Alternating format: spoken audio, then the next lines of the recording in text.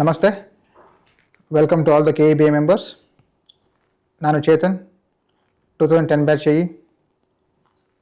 ಇತ್ತೀಚೆಗೆ ಎಇಗಳ ಪ್ರಮೋಷನ್ ವಿಚಾರ ಕಗ್ಗಂಟಾಗಿ ಉಳಿದಿದೆ, ಮರೀಚಿಕೆ ಆಗಿದೆ, ಕೈಗೆ ಸಿಗ್ದಾಗ ಆಗಿದೆ.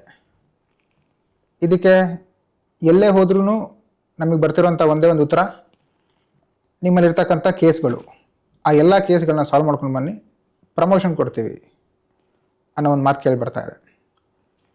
ನಿಜವಾಗ್ಲೂ ಈ ಒಂದು ಕೇಸ್ಗಳು ನಮ್ಮ ಪ್ರಮೋಷನ್ಗೆ ತೊಡಕಾಗಿದೆಯಾ? ಎಷ್ಟರ ಮಟ್ಟಿಗೆ ಇದು ನಮಗೆ ಸಮಸ್ಯೆ ಮಾಡ್ತಾ ಇದೆ? ಈ ಒಂದು ಚರ್ಚೆಯ ಮುಖ್ಯ ಉದ್ದೇಶ ಎಲ್ಲ ಮೆಂಬರ್ಗಳಿಗೂ ಎನ್ಲೈಟನ್ ಮಾಡಬೇಕು ಕೋರ್ಟ್ ಕೇಸಸ್ಗಳ ಬಗ್ಗೆ ಅನ್ನೋದು ಮಾತ್ರನೇ ಹೊರತು ಯಾವ ಬ್ಯಾಚ್ ಪರವಾಗಿಯೂ ಅಲ್ಲ, ಯಾವ ಬ್ಯಾಚ್ ವಿರುದ್ಧವಾಗಿಯೂ ಅಲ್ಲ. ಕೋರ್ಟ್ ಕೇಸಸ್ ಏನಿದೆ, ಲೀಗಲ್ ಟರ್ಮ್ಸಲ್ಲಿ ಏನಿದೆ, ಹೇಗಿದೆ, ಅದನ್ನು ಹಾಗೆ ಯಥಾವತ್ತಾಗಿ ತಮ್ಮ ಮುಂದೆ ಇರೋ ಒಂದು ಸಣ್ಣ ಪ್ರಯತ್ನ. ಈ ಕೇಸ್ಗಳ ಬಗ್ಗೆ ಮಾಹಿತಿ ಹಂಚ್ಕೊಳ್ಳೋದಕ್ಕೆ ನಮ್ಮೊಟ್ಟಿಗೆ ಹೈಕೋರ್ಟ್ ಅಡ್ವೊಕೇಟ್ ಆದಂತಹ ಶ್ರೀಮತಿ ಸುವರ್ಣ ಮೇಡಮ್ ಇದ್ದಾರೆ. She have a vast experience of 10 years. She has worked under the guidance of a humorous honourable justice Shri Nagaprasanna sir ಜೊತೆ ಕೆಲಸ ಮಾಡಿದ್ದಾರೆ. ನಾವು presently she is working under senior Puttegowda sir ಜೊತೆಗೆ she is most expertise in service matters and she is well known with the RNP regulations. Presently, she is handling our senior ABT, junior ABT, all ABT cases. Welcome, madam. Thank you, sir. So ನಾವೀಗ ABT cases ಬಗ್ಗೆ ತಿಳ್ಕೊಳ್ಳೋದಾದ್ರೆ ಮೊದಲನೇದಾಗಿ ABT ಅಂದರೆ ಏನು ಅಂತ ನಾವು ನಮ್ಮ ಮೆಂಬರ್ಗಳಿಗೆ ತಿಳಿಸೋಣ madam. Sir, under normal ಸರ್ಕಮ್ಸ್ಟಾನ್ಸಸ್ಸು ಇವಾಗ ಒಂದು ಕಾರ್ಡರಲ್ಲಿ ನೀವು ಹೇಗೆ ಎಂಟರ್ ಆಗ್ತೀರಾ, ಒಂದು ಡೈರೆಕ್ಟ್ ರಿಕ್ರೂಟ್ಮೆಂಟ್ ಇರ್ಬೋದು, ಒಂದು ಪ್ರಮೋಷನ್ ಇರ್ಬೋದು, ಹೌದು, ಇನ್ನೊಂದು exceptional ground let's say compassionate appointment ಇರ್ಬೋದು. ಈ ಮೂರು ನಾರ್ಮಲ್ ಪ್ರೊಸೀಜರ್ ಬಿಟ್ಟು ಒಂದು ಸ್ಕೀಮ್ ಬಂತು which was called appointment by transfer. Yes. The agenda of the scheme ಬಂದು ಇನ್ ಸರ್ವಿಸ್ ಕ್ಯಾಂಡಿಡೇಟ್ಸ್ ಯಾರಿದ್ದಾರೆ, when they pursue higher qualification, ಅಂದರೆ in service candidates as junior engineers for example. ಈಗ ಅವರು diploma holders ಇರ್ತಾರೆ, ಇನ್ service ಅವರು ಕೆಲಸ ಮಾಡಿಕೊಂಡು evening college ಏನೋ ಹೋಗಿ ಡಿಗ್ರಿ ತೊಗೋತಾರೆ.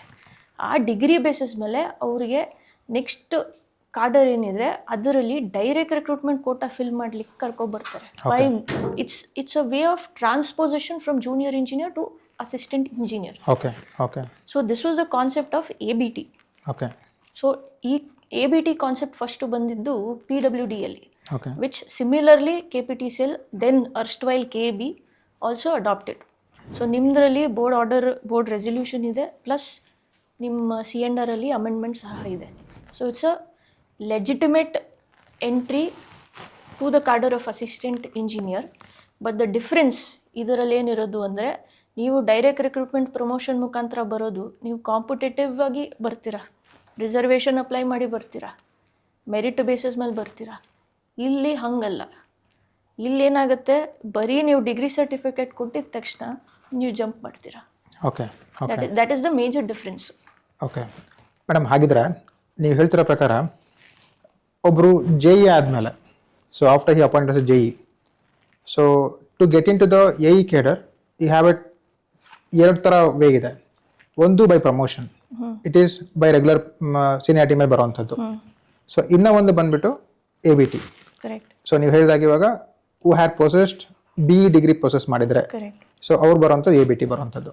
ಸೊ ಇವಾಗ ಯಾರು ನಮ್ಮಲ್ಲಿ ಇವಾಗ ಡಿಪ್ಲೊಮಾ ಮೇಲೆ ಬರ್ತಾರೆ, ಸೊ ಅವರು ನಮಗೆ ನಾನ್ ಗ್ರಾಜುಯೇಟ್ AEs ಆಗ್ತಾರೆ. ಕರೆಕ್ಟ್. ಈಗ ನಿಮ್ಮದ್ರಲ್ಲಿ ಅಸಿಸ್ಟೆಂಟ್ ಇಂಜಿನಿಯರ್ ಕೆಡರಲ್ಲಿ ಎರಡು ಸ್ಟ್ರೀಮ್ ಇದೆ. ಒಂದು ಬಂದು ಗ್ರಾಜುಯೇಟು, ಸೆಕೆಂಡ್ ಬಂದು ನಾನ್ ಗ್ರಾಜುಯೇಟ್. ಎಸ್. ಗ್ರಾಜುಯೇಟ್ ಇಂಜಿನಿಯರು ಎಲ್ಲಿ ತನಕ ಪ್ರಮೋಷನ್ ಆಗ್ಬೋದು, ಚೀಫ್ ಇಂಜಿನಿಯರ್ ತನಕ ಆಗ್ಬೋದು. ಎಸ್. ವೆರಾಸ್ ಅ ನಾನ್ ಗ್ರಾಜುಯೇಟ್ ಅವರು JEಯಿಂದ ಬರ್ತಾರೆ, AEE ಲಾಸ್ಟ್ ಪೆನಿಕಲ್ ಅವರಿಗೆ, ಅಲ್ಲಿಂದ ಮೇಲಕ್ಕೆ ಹೋಗೋಕ್ಕಿಲ್ಲ. ಓಕೆ. ದಿಸ್ ಮೋಡ್ ಅವರಿಗೆ ಕರಿಯರ್ ಅಡ್ವಾನ್ಸ್ಮೆಂಟ್ಗೋಸ್ಕರ ಇದನ್ನು ತಂದಿದ್ದು. ಓಕೆ. ಅಂದರೆ ಈಗ ABT ಆಗಿ ಅವರು ಅಪಾಯಿಂಟ್ ಆದ್ರೆ, ಅಂದರೆ ABT ಮುಖಾಂತರ ಅವರು AE ಆದ್ರೆ, so they have a opportunity to reach till chief engineer ಆಗೋ ಅವಕಾಶ ಇದೆ. Yes, that's very good madam. So ಈಗ ಟು ಅಂಡರ್ಸ್ಟ್ಯಾಂಡ್ ಬೆಟರ್, ನಮಗೆ ಇನ್ನೂ ಸ್ವಲ್ಪ ಇದ್ರ ಬಗ್ಗೆ ಮಾಹಿತಿ ಬೇಕಂತ ಹೇಳ್ತಾರೆ ಮೇಡಮ್. ABT ಇಂಜಿನಿಯರ್ಸ್ಗೆ ಅವ್ರು ABT ಆಗಿ ಬಂದರೆ ಏನೆಲ್ಲ ಬೆನಿಫಿಟ್ಸ್ ಸಿಗುತ್ತೆ ಮೇಡಮ್ ಅವ್ರಿಗೆ?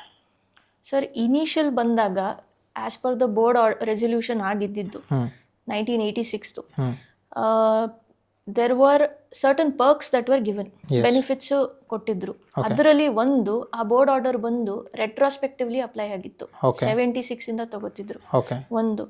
ಎರಡನೇದು, ನಿಮಗೆ ಆಸ್ ಜೂನಿಯರ್ ಇಂಜಿನಿಯರು ನೀವು ಏನು ಸರ್ವಿಸ್ ಪೀರಿಯಡ್ ಹಾಕ್ತೀರಾ ಅದು ನೀವು ಅಸಿಸ್ಟೆಂಟ್ ಇಂಜಿನಿಯರ್ ಬೈ ABT ಬಂದಾಗ 1/3 ಸರ್ವಿಸ್ ಸೀನಿಯಾರಿಟಿ ಏನಿದೆ JEE ಅದನ್ನ ಕೌಂಟ್ ಮಾಡಿ ನಿಮ್ಮ ಸೀನಿಯಾರಿಟಿ AE ಫಿಕ್ಸ್ ಆಗ್ತಿತ್ತು. ಅಂದ್ರೆ ನೀವು ಹೇಳ್ತಿರೋ ಪ್ರಕಾರ ಇವಾಗ before entering in to the cadre of AE seniority ಕೊಡ್ತಿದ್ರು, counting 1/3 of service rendered in junior engineer. ಅಂದ್ರೆ ಆನ್ ದಿ ನೋಷನಲ್ ಬೇಸಿಸ್ ಮೇಲೆ. Yes, notional basis. So this is the one advantage what they are getting. Correct. Okay. Yes. Now third advantage was ಈ 1/3 weightage for the purpose of eligibility for promotion to the cadre of AEE ಅಂತ ಇದೆ. Okay. So ಇಷ್ಟು ಇನ್ gist ಈ junior engineers coming by ABT ಅವ್ರಿಗೆ ಈ benefits ಇತ್ತು. Okay. ಇವಾಗ ಈ ನೋಷನಲ್ ಸೀನಿಯಾರಿಟಿ ಏನಿತ್ತು ಅದು ಕೋರ್ಟ್ ಮುಂದೆ ಚಾಲೆಂಜ್ ಆಯಿತು. Okay. ಒಂದು ಕೇಸು ಸುಪ್ರೀಂ ಕೋರ್ಟ್ ಮುಂದೆ ಇದ್ದಿದ್ದು K Narayan. Okay. K Narayan was a different department. ನಿಮ್ಮ KEBದು ಬಂದು ಗುರು ಶ್ರೀಪಾದ್ ಅನ್ನೋ ಕೇಸ್ ಇತ್ತು. ಸೊ ಅಲ್ಲಿಗೇನಾಯ್ತು, ಚಾಲೆಂಜ್ ಮಾಡಿದ್ದು ಈ ನೋಷನಲ್ ಸೀನಿಯಾರಿಟಿ ಮಾತ್ರ. Okay. ಈ ನೋಷನಲ್ ಸೀನಿಯಾರಿಟಿ ಮಾಡಿರೋದು ಹುಟ್ಟಕ್ ಮುಂಚೆನೆ ಆ ಕ್ಯಾಡರ್ ಅವ್ರ ಸೀನಿಯಾರಿಟಿ ಕೊಡಕ್ ಬರೋದಿಲ್ಲ ಅಂದ್ಬಿಟ್ಟು Okay. Supreme court struck down that portion. ಅದು ಗುರು ಶ್ರೀಪಾದ್ ಅಂಡ್ ಕೆ ನಾರಾಯಣ್ ಚಾಲೆಂಜ್ ಆದಾಗ ಎರಡು ಬೆನಿಫಿಟ್ ಏನಿತ್ತು, which is the first and the second one, retrospectivity plus notional seniority, Yes. ಅದು ತಪ್ಪು ಅಂತ ಸುಪ್ರೀಂ ಕೋರ್ಟ್ನವ್ರು ಬರೆದ್ರು. Okay. ಅದ್ರ ಪ್ರಕಾರ ಗುರು ಶ್ರೀಪಾದಲ್ಲೂ ಸಹ ಅದೇ ಆಗಿದ್ದು, ರೆಟ್ರಾಸ್ಪೆಕ್ಟಿವ್ ಅಪ್ಲೈ ಮಾಡಬೇಡಿ and second thing notional seniority ಕೊಡಬೇಡಿ, from the date of entering in to the cadre seniority fix ಮಾಡಿ ಅಂತ ಬಂತು. ರಿವೈಸ್ ಅದ್ರ ಪ್ರಕಾರ ಸೀನಿಯಾರಿಟಿ ಲಿಸ್ಟ್ ರಿವೈಸ್ ಮಾಡ್ಬಿಟ್ಟು ನೋಟಿಫೈ ಮಾಡಿ ಅಂತಿತ್ತು. Okay. ಥರ್ಡ್ ಪಾಯಿಂಟ್ ಏನಿದೆ, for the purpose of eligibility for promotion ಅನ್ನೋದು Yes. That sustained. Okay. So ಆ ಎಲಿಜಿಬಿಲಿಟಿ ಕ್ರೈಟೀರಿಯಾ ಏನಿದೆ ಇವತ್ತಿಗೂ 1/3 ಏನಿದೆ ಅವ್ರಿಗೆ ಬೆನಿಫಿಟ್ ಸಿಗಲೇಬೇಕು. ಗುರು ಶ್ರೀಪಾದ್ ಜಜ್ಮೆಂಟ್, ಕೆ ನಾರಾಯಣ್ ಜಜ್ಮೆಂಟ್ ಆದ ನಂತರ KEBನವರು 2 ಅಮೆಂಡ್ಮೆಂಟ್ ತಂದ್ರು ಬೋರ್ಡ್ ಆರ್ಡರ್ ಮುಖಾಂತರ 1996 ಅಲ್ಲಿ. Okay. ಅಲ್ಲಿ ಫಸ್ಟ್ ಅಮೆಂಡ್ಮೆಂಟ್ ಅಲ್ಲಿ from the date of joining the service ಅಂತ, ಅಂದ್ರೆ from the date of being appointed as assistant engineer ಅದು ಸೀನಿಯಾರಿಟಿಗೆ ಬಂತು. Okay. ಸೆಕೆಂಡ್ ಬೋರ್ಡ್ ಆರ್ಡರ್ ಬಂದು ಅಲ್ಲಿ ಕ್ಯಾಪ್ ಫಿಕ್ಸ್ ಮಾಡಿದ್ರು. Okay. ಏನಂತ, ನೀವು ABT ಆಗಿ ಬರಬೇಕು ಅಂದ್ರೆ ನೀವು ಮಿನಿಮಮ್ ಸರ್ವಿಸ್ ಹಾಕಿರಬೇಕು ಜೂನಿಯರ್ ಇಂಜಿನಿಯರ್ ಕ್ಯಾಡರಲ್ಲಿ ಅಂತ. So that is as good yes saying that ನೀವು ಸ್ವಲ್ಪ 3 years 4 years ಆಗಿದ್ದಿದ್ದು 7 years. Okay. ಅಲ್ಲಿ ತನಕ ನೀವು ಕೆಲಸ ಮಾಡಿದ ನಂತರನೇ ನೀವು ಟ್ರಾನ್ಸ್ಪೋಸ್ ಆಗ್ಬೋದು ಅಂತ. ಇಲ್ಲಾಂದ್ರೆ there would be circumstances where ನಾನು ಅಸಿಸ್ಟೆಂಟ್ ಇಂಜಿನಿಯರು ಕಂಪೀಟ್ ಮಾಡ್ತೀನಿ, ಜೂನಿಯರ್ ಇಂಜಿನಿಯರು ಕಂಪೀಟ್ ಮಾಡ್ತೀನಿ. I was not meritorious in AE cadre. Okay. I got appointed as JE. Yes. Tomorrow I will come and say ನನ್ನ ಹತ್ರ degree ಇದೆ ತಗೊಳ್ಳಿ. Very next day ಇವತ್ತು appointment JE ಆಗ್ತೀನಿ, ನಾಳೆ AE ಆಗ್ತೀನಲ್ಲ. ಇದನ್ನ ಕರ್ಬ್ ಮಾಡ್ಲಿಕ್ಕೋಸ್ಕರ 7 years ಹಾಕಿದ್ರು. ಸೊ ಅಂದ್ರೆ ಈಗ ನೀವು ಹೇಳ್ತಿರೋದು ಹೇಗಿದೆ ಅಂದ್ರೆ, ಸೊ AE ಮತ್ತೆ JE ಎರಡು ಪೋಸ್ಟ್ಗೂ ಡೈರೆಕ್ಟ್ ಕಾಲ್ ಫಾರ್ ಮಾಡಿದಾಗ, ಸೊ ಅವರು AE ಆಗಿರೋದಿಲ್ಲ, ಅಪಾಯಿಂಟ್ ಆಗಿರೋದಿಲ್ಲ, JEಗೆ ಅಪಾಯಿಂಟ್ ಆಗ್ತಾರೆ. JEಗೆ ಅಪಾಯಿಂಟ್ ಆದಾಗ ನೇರವಾಗಿ ಅವರು ಅಪಾಯಿಂಟ್ ಆಗಿ very next day they can come and give the certificate I A BE ಅಂತ ಅಂದ್ಬಿಟ್ಟು ಅದನ್ನ ಅವರಲ್ಲಿ ಕ್ಲೈಮ್ ಮಾಡಕ್ ಆಗ್ಬಾರ್ದು ಅನ್ನೋ ಕಾರಣಕ್ಕೋಸ್ಕರ they have set minimum period set ಮಾಡಿದ್ರು. ಇಟ್ ಇಸ್ ಲೈಕ್ 7 years ಅಂತ ಮಾಡಿದ್ರು. ಇವಾಗ there could be another situation sir, AE ಕರ್ದೇ ಇಲ್ಲ ರೆಕ್ರೂಟ್ಮೆಂಟ್ಗೆ, ಬರೀ JE ಕರೆದ್ರು, ನಾನು JE ಆಗೇ ಬರ್ತೀನಿ, ನನ್ನ ಹತ್ರ ಡಿಗ್ರಿ ಇದ್ರು ನಾನು ಬರ್ತೀನಿ. ನಾನು ನಾಳೆಗೆ ಡಿಗ್ರಿ ಕೊಟ್ಟಿದ ತಕ್ಷಣ ನಾನು ಎಲ್ಲಿಗೆ ಹೋಗ್ತೀನಿ, AE ಆಗ್ತೀರಿ. ಕರೆಯೋದು JEಗೆ, ಆಗೋದು AEಗೆ. ಸೊ ಅದನ್ನ ಕರ್ಬ್ ಮಾಡಬೇಕು ಅಂತ minimum period of service 7 years ಅಂತ ಆ ಸೆಕೆಂಡ್ ಬೋರ್ಡ್ ಅಮೆಂಡ್ಮೆಂಟ್ ಅಲ್ಲಿ ಬಂತು. ಸೊ ಅಲ್ಲಿಂದ I think it is followed that 7 years ಯಾರಿದೆ ಮಿನಿಮಮ್ 7 years ಹಾಕ್ಬಿಟ್ಟು ABT ಇದು ಸ್ಕೀಮ್ನ ತಗೋಬಹುದು ಅಂತ. ಮೇಡಮ್, ನಮಗೆ ಇವಾಗ ತಿಳಿಸಿದಾಗ ಕೇಸಸ್ ಯಾವುದಿದೆ ಅಂತ ನಮಗೆ ಗೊತ್ತಾಗಿದೆ. ಸೊ ಫಸ್ಟು ನಮಗೆ KEB ಆರ್ಡರ್ ಆಗಿದ್ದು 1986 ಅಲ್ಲಿ. ಆ 1986 ಅಲ್ಲಿ ನಮ್ಗೆ ಏನಂತ ಆರ್ಡರ್ ಆಯಿತು, ಸೊ ರೆಟ್ರೋಸ್ಪೆಕ್ಟಿವ್ ಎಫೆಕ್ಟ್ 1176 ಕೊಡಿ ಅಂತ ಹೇಳಿದ್ರು. ನಂತರ ಸರ್ವಿಸ್ ವೆಯ್ಟೇಜನ್ನು ಸೀನಿಯರಿಟಿಗೂ ಕನ್ಸಿಡರ್ ಮಾಡಿ ಅಂತ ಹೇಳಿದ್ರು. ಅದಾದಮೇಲೆ ಸೊ ಪ್ರಮೋಷನ್ ಕೊಡಬೇಕಾದ್ರೆ ಕೂಡ 1/3 ಆಫ್ ದಿ ವೆಯ್ಟೇಜ್ನ ಕನ್ಸಿಡರ್ ಮಾಡಿ ಅಂತ ಹೇಳಿದ್ರು. ಇದನ್ನ ಚಾಲೆಂಜ್ ಮಾಡಿದ್ದು ಗುರು ಶ್ರೀಪಾದ ಕೇಸಲ್ಲಿ ಇದನ್ನು ಚಾಲೆಂಜ್ ಮಾಡಿದ್ರು. ಸೀನಿಯಾರಿಟಿ ಮತ್ತು ರೆಟ್ರೋಸ್ಪೆಕ್ಟಿವ್ ಎಫೆಕ್ಟನ್ನು ಚಾಲೆಂಜ್ ಮಾಡಿದ್ರು. ಚಾಲೆಂಜ್ ಮಾಡಿದ್ಮೇಲೆ based on the K Narayanan case, ಈ ಒಂದು ಕೇಸ್ ಆಧಾರದ ಮೇಲೆ ಸೊ ರೆಟ್ರೋಸ್ಪೆಕ್ಟಿವ್ ಎಫೆಕ್ಟ್ ಕೊಡೋಕ್ಕೆ ಬರೋಂಗಿಲ್ಲ, ಜೊತೆಗೆ ನೋಷನಲ್ ಬೇಸಿಸ್ ಮೇಲೆ ಕೂಡ ನಮಗೆ ಸೀನಿಯಾರಿಟಿ ಕೊಡೋಕ್ಕೆ ಬರೋ ಹಾಗಿಲ್ಲ. ಇದನ್ನು ಏನಿದ್ರು as and when he enters the cadre of AE ಅವಾಗ ಮಾತ್ರ ಕೊಡಬೇಕು ಅಂತ ಆಯಿತು. So this is the just a glimpse of the discussion till ನಾವು. ಸೊ ಇದಾಗಿರುವಂಥದ್ದು. ಈಗ ಸೊ ಮುಂದಕ್ಕೆ ನಾವು ನೋಡ್ತಾ ಹೋದರೆ 1996 Guru Shripada case high court order ಮೇಲೆ ಬೋರ್ಡ್ 2 ಆರ್ಡರ್ ಮಾಡುತ್ತೆ. ಒಂದು ಸೀನಿಯಾರಿಟಿನ it will fix as and when the JE enters in to the cadre of AE enter ಆದಾಗಿಂದ ಎಫೆಕ್ಟ್ ಅಂತ ಕೊಡುತ್ತೆ. ನಂತರ ಸೊ JE ಆಗಿ he have to serve a minimum service of 7 years ಅಂತ ಒಂದು ಮಾಡುತ್ತೆ. ಈ 2 ಅಮೆಂಡ್ಮೆಂಟ್ಸು 1996 ಆಗುತ್ತೆ. ಸೊ ಹಾಂ ಮೇಡಮ್, ಈಗ ಮುಂದೆ ಹೇಳ್ತಾ ಹೋದರೆ this is our senior ABT cases. So actually ABT ಶುರು ಆಗೋದು ಇವಾಗಿಂದನೇ. ಸೊ ನಾವಿವಾಗ 1996ವರೆಗೂ ಬಂದಿದ್ದೀವಿ. ಮುಂದಕ್ಕೆ ಬರೋಣ ಮೇಡಮ್. ಇವಾಗ ಮುಂದಕ್ಕೆ ಬಂದರೆ ಏನಾಗುತ್ತೆ ಸರ್? 1996 ಗುರು ಶ್ರೀಪಾದ್ ಆದ ನಂತರ judgment of the honourable high court, ಅದಾದ ನಂತರ ಅಮೆಂಡ್ಮೆಂಟ್ಸ್ ತೊಗೊಂಬಂದರು KEB, ಅದನ್ನು ಇಂಪ್ಲಿಮೆಂಟ್ ಮಾಡಲಿಲ್ಲ. ಓಕೆ. ಆ 1/3 ಸರ್ವಿಸ್ ಏನಿದೆ for the purpose of retrospective seniority national, ಅದನ್ನು ತೆಗಿಲಿಲ್ಲ. ಓಕೆ. ಸೊ ದ್ಯಾಟ್ ಅದೇನಾಯಿತು, ಅದು ಕಂಟಿನ್ಯೂ ಆಗ್ತಾ ಹೋಯಿತು. ಸೊ 2002 ಸೀನಿಯಾರಿಟಿ ಲಿಸ್ಟ್ ಇಶ್ಯೂ ಆಯಿತು, 4 ಆಯಿತು, 7 ಆಯಿತು, ಐ ಥಿಂಕ್ 11 ಇನ್ನೊಂದು, 14 okay. All of these seniority ಲಿಸ್ಟ್ಸಲ್ಲಿ ಈ ರೆಟ್ರಾಸ್ಪೆಕ್ಟಿವ್ ನೋಷನಲ್ ಡೇಟ್ ತಗೊಂಡೆ senior ABT's case, which was appointments made between filing of the case of Guru Shripad till the disposal of Guru Shripad. So ಆ 10 years 1986 ಇಂದ 1996 notional ಕೊಟ್ಟಿದ್ರಲ್ಲ, ಹೌದು, ಆ ನೋಷನಲ್ ಬೇಸಿಸ್ ಮೇಲೆ ಯಾರ್ಯಾರು ಅಪಾಯಿಂಟ್ ಆಗಿದ್ರು ಅವ್ರ ಸೀನಿಯಾರಿಟಿನೂ ಹಾಗೆ ಫಿಕ್ಸ್ ಹಾಕೊಂಡ್ಬಂತು ಎಲ್ಲ ಈ ಸೀನಿಯಾರಿಟಿ ಲಿಸ್ಟಲ್ಲಿ. Okay. So senior ABT case which is Maltesh Kodli ಅವರ್ ಆ್ಯಂಡ್ ಅದರ್ಸ್ ವರ್ಸಸ್ KPTCL, ಅಲ್ಲಿ ನಾವು ಫಸ್ಟ್ ಟೈಮ್ ಅಪ್ರೋಚ್ ಆಗಿದ್ದು 2017 for seeking for a writ of mandamus. ನಿಮ್ಮ BK ಪವಿತ್ರ 1 ಆದ ನಂತರ ಡೀಟೇಲ್ಡ್ ಒಂದು ಸೀನಿಯಾರಿಟಿ ಲಿಸ್ಟ್ ಕೊಟ್ಟರು. ಓಕೆ. ಆ ಸೀನಿಯಾರಿಟಿ ಲಿಸ್ಟಲ್ಲಿ ಯಾರು DR, ಯಾರು PR, who's ABT, when did actually join, ಯಾವಾಗ ಆ್ಯಕ್ಚುಲ್ ಪ್ರಮೋಷನ್ ಆಗಿದ್ದು, ಆ ಪೂರ್ತಿ ಡೀಟೇಲ್ಸ್ ಅದರಲ್ಲಿ ನಮಗೆ ಸಿಕ್ಕಿದ್ದು.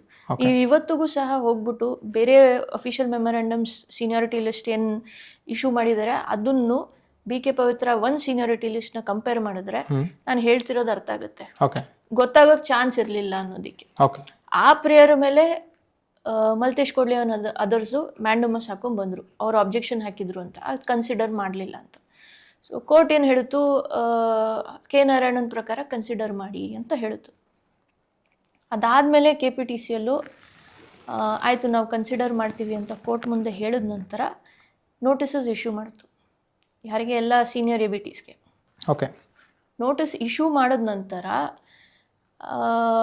ಅಬ್ಜೆಕ್ಷನ್ಸ್ ಕರೆದು ಅದನ್ನು ಹಿಯರ್ ಮಾಡಿದ ನಂತರ ನಮಗೊಂದು ಎಂಡೋರ್ಸ್ಮೆಂಟ್ ಕೊಡ್ತು, ದಟ್ ಈಸ್ ಟು ಮಲ್ತೇಶ್ ಕೊಡ್ಲಿ ಅವರು, ಸೇಯಿಂಗ್ ಇಲ್ಲ ನಾವು ಮಾಡೋಕ್ಕಾಗಲ್ಲ, ಯಾಕಂದರೆ too much time has passed, settle seniority can not be unsettled ಅಂತ. ಆ ಎಂಟೈರ್ ಎಂಡೋರ್ಸ್ಮೆಂಟಲ್ಲಿ KPTCL never set that I have implemented. Okay. ಅದನ್ನು ನಾವು ಬೇಸಿಸ್ ಮಾಡಿಕೊಂಡು ಹೈಕೋರ್ಟ್ ಮುಂದೆ ಹೊಸ ರಿಟ್ ಪಿಟಿಷನ್ ಹಾಕಿದ್ವಿ. ಇದಾಗಿದೆ ಯಾವಾಗ madam? This was in 2020. 12567 of 2020. Yes. Maltesh Kodli ಅವರ್ and others again.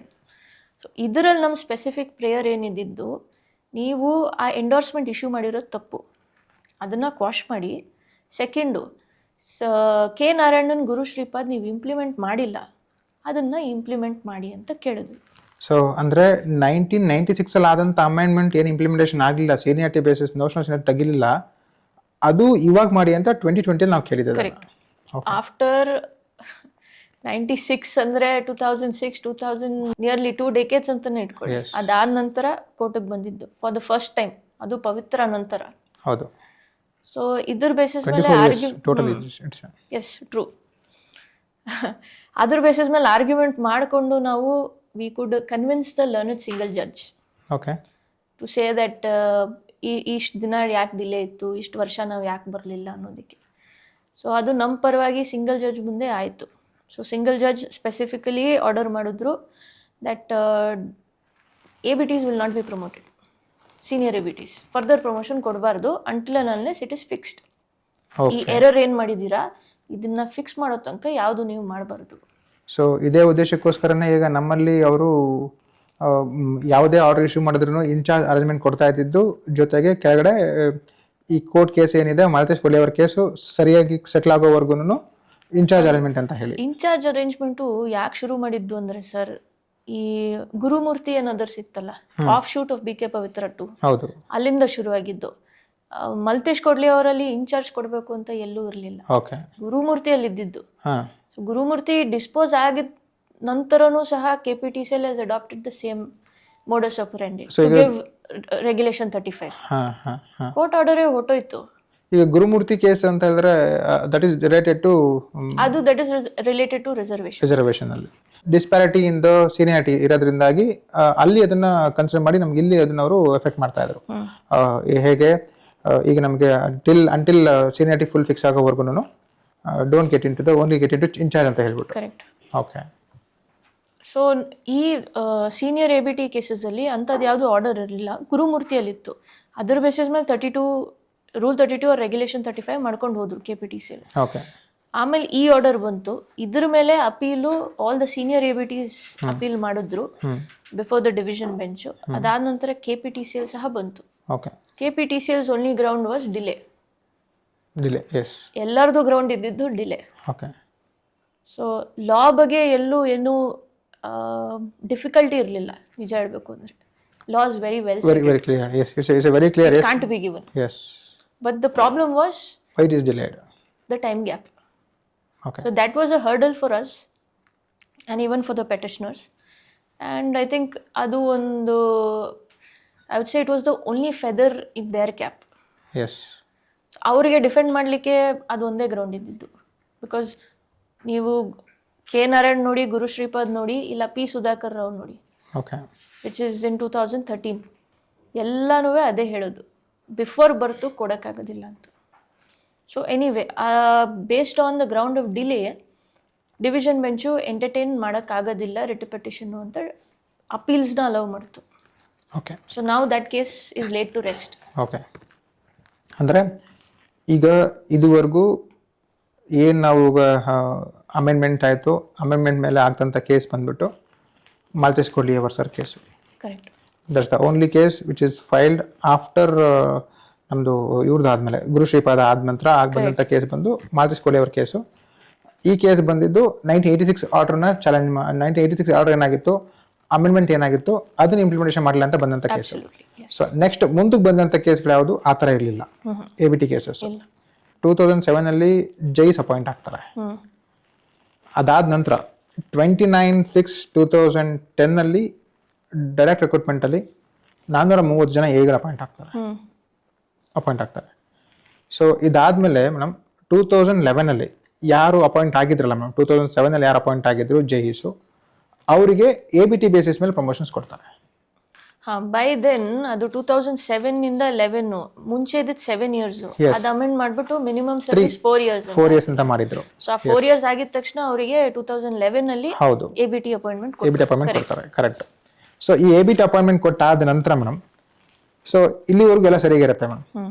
ಇಲ್ಲಿ ಏನಾಗುತ್ತೆ, ಮಧ್ಯದಲ್ಲಿ 2010 ಬ್ಯಾಚ್ ನಾವು ಎಗಳು ಬರ್ತಾರೆ. ನಂತರ 2007 ಜೈಗಳು ಅಪಾಯಿಂಟ್ ಆಗ್ತಾರೆ. ಇದಾದ ನಂತರ 2010 29/6/2010 430 ಜನ ಎಗಳು ಡೈರೆಕ್ಟ್ ರಿಕ್ರೂಟ್ಮೆಂಟ್ ಮೇಲೆ ಅಪಾಯಿಂಟ್ ಆಗ್ತಾರೆ. ಇದಾಗುತ್ತೆ. ಇದಾದಮೇಲೆ ಅಗೇನ್ 7/2/2011 7/2/2011 ಸೊ 2007 ಯಾರು ಅಪಾಯಿಂಟ್ ಆಗಿರೋ ಜೈಗಳು ಅವ್ರಿಗೆ ABT ಬೇಸಿಸ್ ಮೇಲೆ ಪ್ರಮೋಷನ್ಸ್ ಕೊಡ್ತಾರೆ. ಕರೆಕ್ಟ್. ಇಲ್ಲಿ ಸೀನಿಯಾರಿಟಿ ಯಾರ್ದಿರುತ್ತೆ ಫಸ್ಟ್, ಇವಾಗ ಡೈರೆಕ್ಟ್ ರಿಕ್ರೂಟ್ಮೆಂಟ್ 2010 ಬ್ಯಾಚ್ ಎಗಳದು ಸೀನಿಯಾರಿಟಿ ಫಿಕ್ಸ್ ಆಗುತ್ತೆ. ಸೊ ನಮ್ದು ಆ ಆರ್ಡರ್ ಪ್ರಕಾರ, ಯಾವ ಆರ್ಡರ್ ಮೇಡಮ್, ಅದು 1996 ಅಮೆಂಡ್ಮೆಂಟ್ ಆದಂಥ ಆರ್ಡರ್ ಪ್ರಕಾರ ಇವಾಗ ಅವರು ಅಪಾಯಿಂಟ್ ಆಗ್ತಾರೆ. ಯಾವಾಗ when they transfer to the cadre of AE, ಆವಾಗ ಅವರಿಗೆ ಸೀನಿಯಾರಿಟಿ ಸಿಗುತ್ತೆ. ಅಂದರೆ they are placed below the direct recruits direct recruitment ಕಡೆ ಬರ್ತಾರೆ ಇವಾಗ. ಸೊ ಇಲ್ಲಿ ಅವ್ರದ್ದು ಸೀನಿಯರಿಟಿ ಫಿಕ್ಸ್ ಆಗುತ್ತೆ 2011 ಬಂದಂಥ ABTಗಳದ್ದು. 2007 ಜೈಸ್ ಅಪಾಯಿಂಟ್ ಆಗ್ತಾರೆ. ಆ 2007 ಜೈಸ್ ಅಪಾಯಿಂಟ್ ಆಗ್ತಾರೆ. ಅದೇ ಟೈಮಲ್ಲಿ ನಮ್ಮದು ಕಾಂಟ್ರಾಕ್ಟ್ ಇಂಜಿನಿಯರ್ಸ್ AEs ಇರ್ತಾರೆ 2007. ಈ ಎರಡು ಸೀನಿಯರ್ ನಾವು ನೆನ್ಪಿಟ್ಕೋಬೇಕು ಮೇಡಮ್. ನಂತರ 2010 29/6/2010 ಡೈರೆಕ್ಟ್ ರಿಕ್ರೂಟ್ಮೆಂಟಲ್ಲಿ 403 ಜನ AE ಅಪಾಯಿಂಟ್ ಆಗ್ತಾರೆ. ಸೊ ಈಗ ಇಲ್ಲೇನಾಗುತ್ತೆ, 2010 ಅಪಾಯಿಂಟ್ ಆದಂಥ AEಗಳಿಗೆ ಸೀನಿಯರಿಟಿ ಫಿಕ್ಸ್ ಆಗುತ್ತೆ. ಇದಾದ ನಂತರ ಇದ್ರ ಕೆಳಗಡೆ ಫಿಕ್ಸ್ ಆದಂಥ ಸೀನಿಯರಿಟಿ ಬಂದು 2011 7/2/2011. ಸೊ 2007 ಅಪಾಯಿಂಟ್ ಆದಂಥ JEಗಳಿಗೆ ಕರೆಕ್ಟ್ ABT ಮೇಲೆ AE ಕೆಟ್ರೆ ಎಂಟ್ರಿ ಆಗ್ತಾರೆ ಅವರು. ಸೊ ಅವ್ರದ್ದು ಸೀನಿಯರಿಟಿ ಇಲ್ಲಿ ಫಿಕ್ಸ್ ಆಗುತ್ತೆ. ಇಲ್ಲಿ ಒಂದು ನಾವೇನು ಅರ್ಥ ಮಾಡ್ಕೋಬೇಕಂದ್ರೆ ಮೇಡಮ್, 2007 ಕಾಂಟ್ರಾಕ್ಟ್ AEs ಕೂಡ ಇದ್ರು. ಆ ಕಾಂಟ್ರಾಕ್ಟ್ AEsನ ನಮ್ಮ ಒಂದು ಬೋರ್ಡ್ ಆರ್ಡರ್ ರೆಸಲ್ಯೂಷನ್ ಮೇಲೆ ಅವ್ರನ್ನ ರೆಗ್ಯುಲೈಸ್ ಮಾಡ್ತಾರೆ. ರೆಗ್ಯುಲೈಸ್ ಮಾಡಿದಂಥವ್ರು 29/6/2010 ಬ್ಯಾಚಲ್ಲಿ. ಸೊ ರೆಗ್ಯುಲೈಸ್ ಮಾಡಿದಂಥವ್ರನ್ನ ಏನು ಮಾಡ್ತಾರೆ, ಡಿಸೆಂಬರ್ 2010 ಅವ್ರಿಗೆ ರೆಗ್ಯುಲೈಸ್ ಮಾಡ್ತಾರೆ. ಎಫೆಕ್ಟ್ ಫ್ರಮ್ ಡಿಸೆಂಬರ್ 2010 ಅಂತ ಕೊಡ್ತಾರೆ. ಅಂದರೆ ಇವಾಗ ಏನಾಗುತ್ತೆ, ಈ 2011 ಆದಂಥ ABTಗಳು they will be placed directly below the 2010 December batch ಕಡೆ ಪ್ಲೇಸ್ ಆಗ್ತಾರೆ. Correct. This is the seniority. ಇದು ಬೋರ್ಡಲ್ಲಿ ಆದಂಥ ಒಂದು ಆರ್ಡರ್ ಇದಾಗತ್ತೆ. ಇದಾದ ನಂತರ 3/6/2018 ABT ಆರ್ಡರ್ಸ್ನ ವಿಡ್ರಾ ಮಾಡ್ತಾರೆ ಮೇಡಮ್. ಈ ವಿಡ್ರಾಲ್ ಮಾಡಿದಂಥ ಆರ್ಡರ್ ಬಗ್ಗೆ ಹೇಳಬೇಕಂತ ಹೇಳಿದ್ರೆ, what are the main facts to be consider in that order madam? KPTCL ಆ 2 ಅಮೆಂಡ್ಮೆಂಟ್ ಮಾಡಿದ್ರಲ್ಲ 1996 ಹೌದು. ಆ 2 ಆರ್ಡರ್ನ ವಿಡ್ರಾ ಮಾಡುತ್ತೆ. ಸೇಯಿಂಗ್ ಹಿಯರ್ ಆನ್ ನಾವು ABT ಬೆನಿಫಿಟ್ ಯಾರಿಗೂ ಕೊಡೋದಿಲ್ಲ. ಅದರ ಅರ್ಥ ನೀವು ಜೂನಿಯರ್ ಇಂಜಿನಿಯರ್ ಆಗಿ ಇನ್ ಸರ್ವಿಸು ಕೆಲಸ ಮಾಡಿಕೊಂಡು ನಿಮ್ಮ ಹತ್ರ ಡಿಗ್ರಿ ಇದ್ರೂ ಸಹ ನಿಮಗೆ ಆ ಟ್ರಾನ್ಸ್ಪೋಸ್ ಆಗಿ AE ಅಪಾಯಿಂಟ್ಮೆಂಟ್ ಬೆನಿಫಿಟ್ ನಾವು ಕೊಡೋದಿಲ್ಲ. ಇದರಲ್ಲಿ ಒಂದೇ ಪ್ರೀ ಕಂಡೀಷನ್ ಇದ್ದಿದ್ದು ಅಂದರೆ ಕಟ್ ಆಫ್ ಡೇಟ್ನ ಪ್ರೊವೈಡ್ ಮಾಡಿದ್ರು 18/3/2015. ಇದ್ರ ಮಧ್ಯ ನಮಗೆ ಯಾವ್ದಾವ್ದು ಅಪ್ಲಿಕೇಶನ್ ಬಂದಿದೆಯೋ ಇದನ್ನ ಮಾತ್ರ ಕನ್ಸಿಡರ್ ಮಾಡ್ತೀವಿ. ಓಕೆ, ಅಂದರೆ ನೀವು ಹೇಳ್ತಿರೋ ಪ್ರಕಾರ ಇವಾಗ 18/3/2015 ಯಾವೆಲ್ಲ ABT ಕೇಸಸ್ನ ಅವ್ರು ಕಾಲ್ ಫಾರ್ ಮಾಡಿದ್ರು, ಅಂದರೆ ಯಾರೆಲ್ಲರೂ JE ಆಗಿದ್ದು ಇನ್ ಸರ್ವಿಸಲ್ಲಿ BE ಕಂಪ್ಲೀಟ್ ಮಾಡಿರ್ತಾರೋ ಅವ್ರಿಗೆ ಯಾರು ಕಾಲ್ ಫಾರ್ ಮಾಡಿದ್ರು ಅದನ್ನ ನಾವು ಪೂರ್ತಿ ಕಂಪ್ಲೀಟ್ ಮಾಡ್ತೀವಿ ಅಂತ ಹೇಳಿ. ಅದಾದ ನಂತರ ಇವಾಗ ನೀವು ಆರ್ಡರ್ ಬರ್ತದೆ ನಮಗೆ 3/6/2015 ಆರ್ಡರ್ ಬರ್ತದೆ. ಇದಾದ್ಮೇಲೆ ನಾವು ಕನ್ಸಿಡರ್ ಮಾಡಲ್ಲ ಅಂತ ಹೇಳಿ. S, okay madam. ಸೊ ಈಗ ಇದಾದ್ಮೇಲೆ ಮೇಡಮ್ ನಮ್ದೊಂದು RNP ಅಮೆಂಡ್ಮೆಂಟ್ ಆಗುತ್ತೆ ಮೇಡಮ್. ಇಟ್ಸ್ ಆನ್ 27/7/2016 27/7/2016 ಒಂದು RNP ಅಮೆಂಡ್ಮೆಂಟ್ ಆಗುತ್ತೆ ಮೇಡಮ್. ಈ ಅಮೆಂಡ್ಮೆಂಟಲ್ಲಿ ಹೇಳ್ತಾರೆ, minimum service to get recruited to AEE post ಆಗಬೇಕಂತ ಹೇಳಿದ್ರೆ AEಗಳಿಗೆ 5 years ಇದ್ದಂಥ ಆರ್ಡರ್ನ 8 years ಮಾಡ್ತಾರೆ. So this the very important thing. ಇದಾದಮೇಲೆ ನಾವು ನೆನ್ಪಿಟ್ಕೊಳ್ಬೇಕಂತ ಮುಖ್ಯ ಮೇನ್ ಪಾಯಿಂಟ್ ಯಾವುದು ಅಂತ ಹೇಳಿದ್ರೆ, ನನಗನ್ಸಿರೋ ಪ್ರಕಾರ ಮೇಡಮ್ 8 years ಅಮೆಂಡ್ಮೆಂಟ್ ಮಾಡ್ತಾರೆ. ಬಟ್ ಇನ್ ಕೇಸ್ ಯಾರು 8 years ಸರ್ವಿಸ್ ಆಗಿರ್ತಕ್ಕಂಥ AEs ಇಲ್ಲ ಅಂತ ಹೇಳಿದ್ರೆ 6 years ಆಗಿರೋನ ಕನ್ಸಿಡರ್ ಮಾಡ್ಬೋದು ಅಂತ ಒಂದು ಆರ್ಡರ್ ಇದೆ. ಸರ್, RNP ನಿಮ್ದು minimum period of service for the purpose of promotion ಬಂದಾಗ ಅದನ್ನ KPTCL ಇನ್ಕ್ರೀಸ್ ಮಾಡಿದ್ರು, correct, 8 years.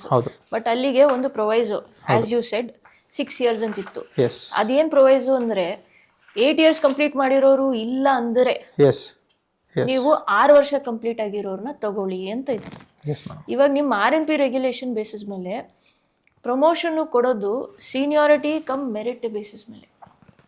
Okay, it is not otherwise in any other concept.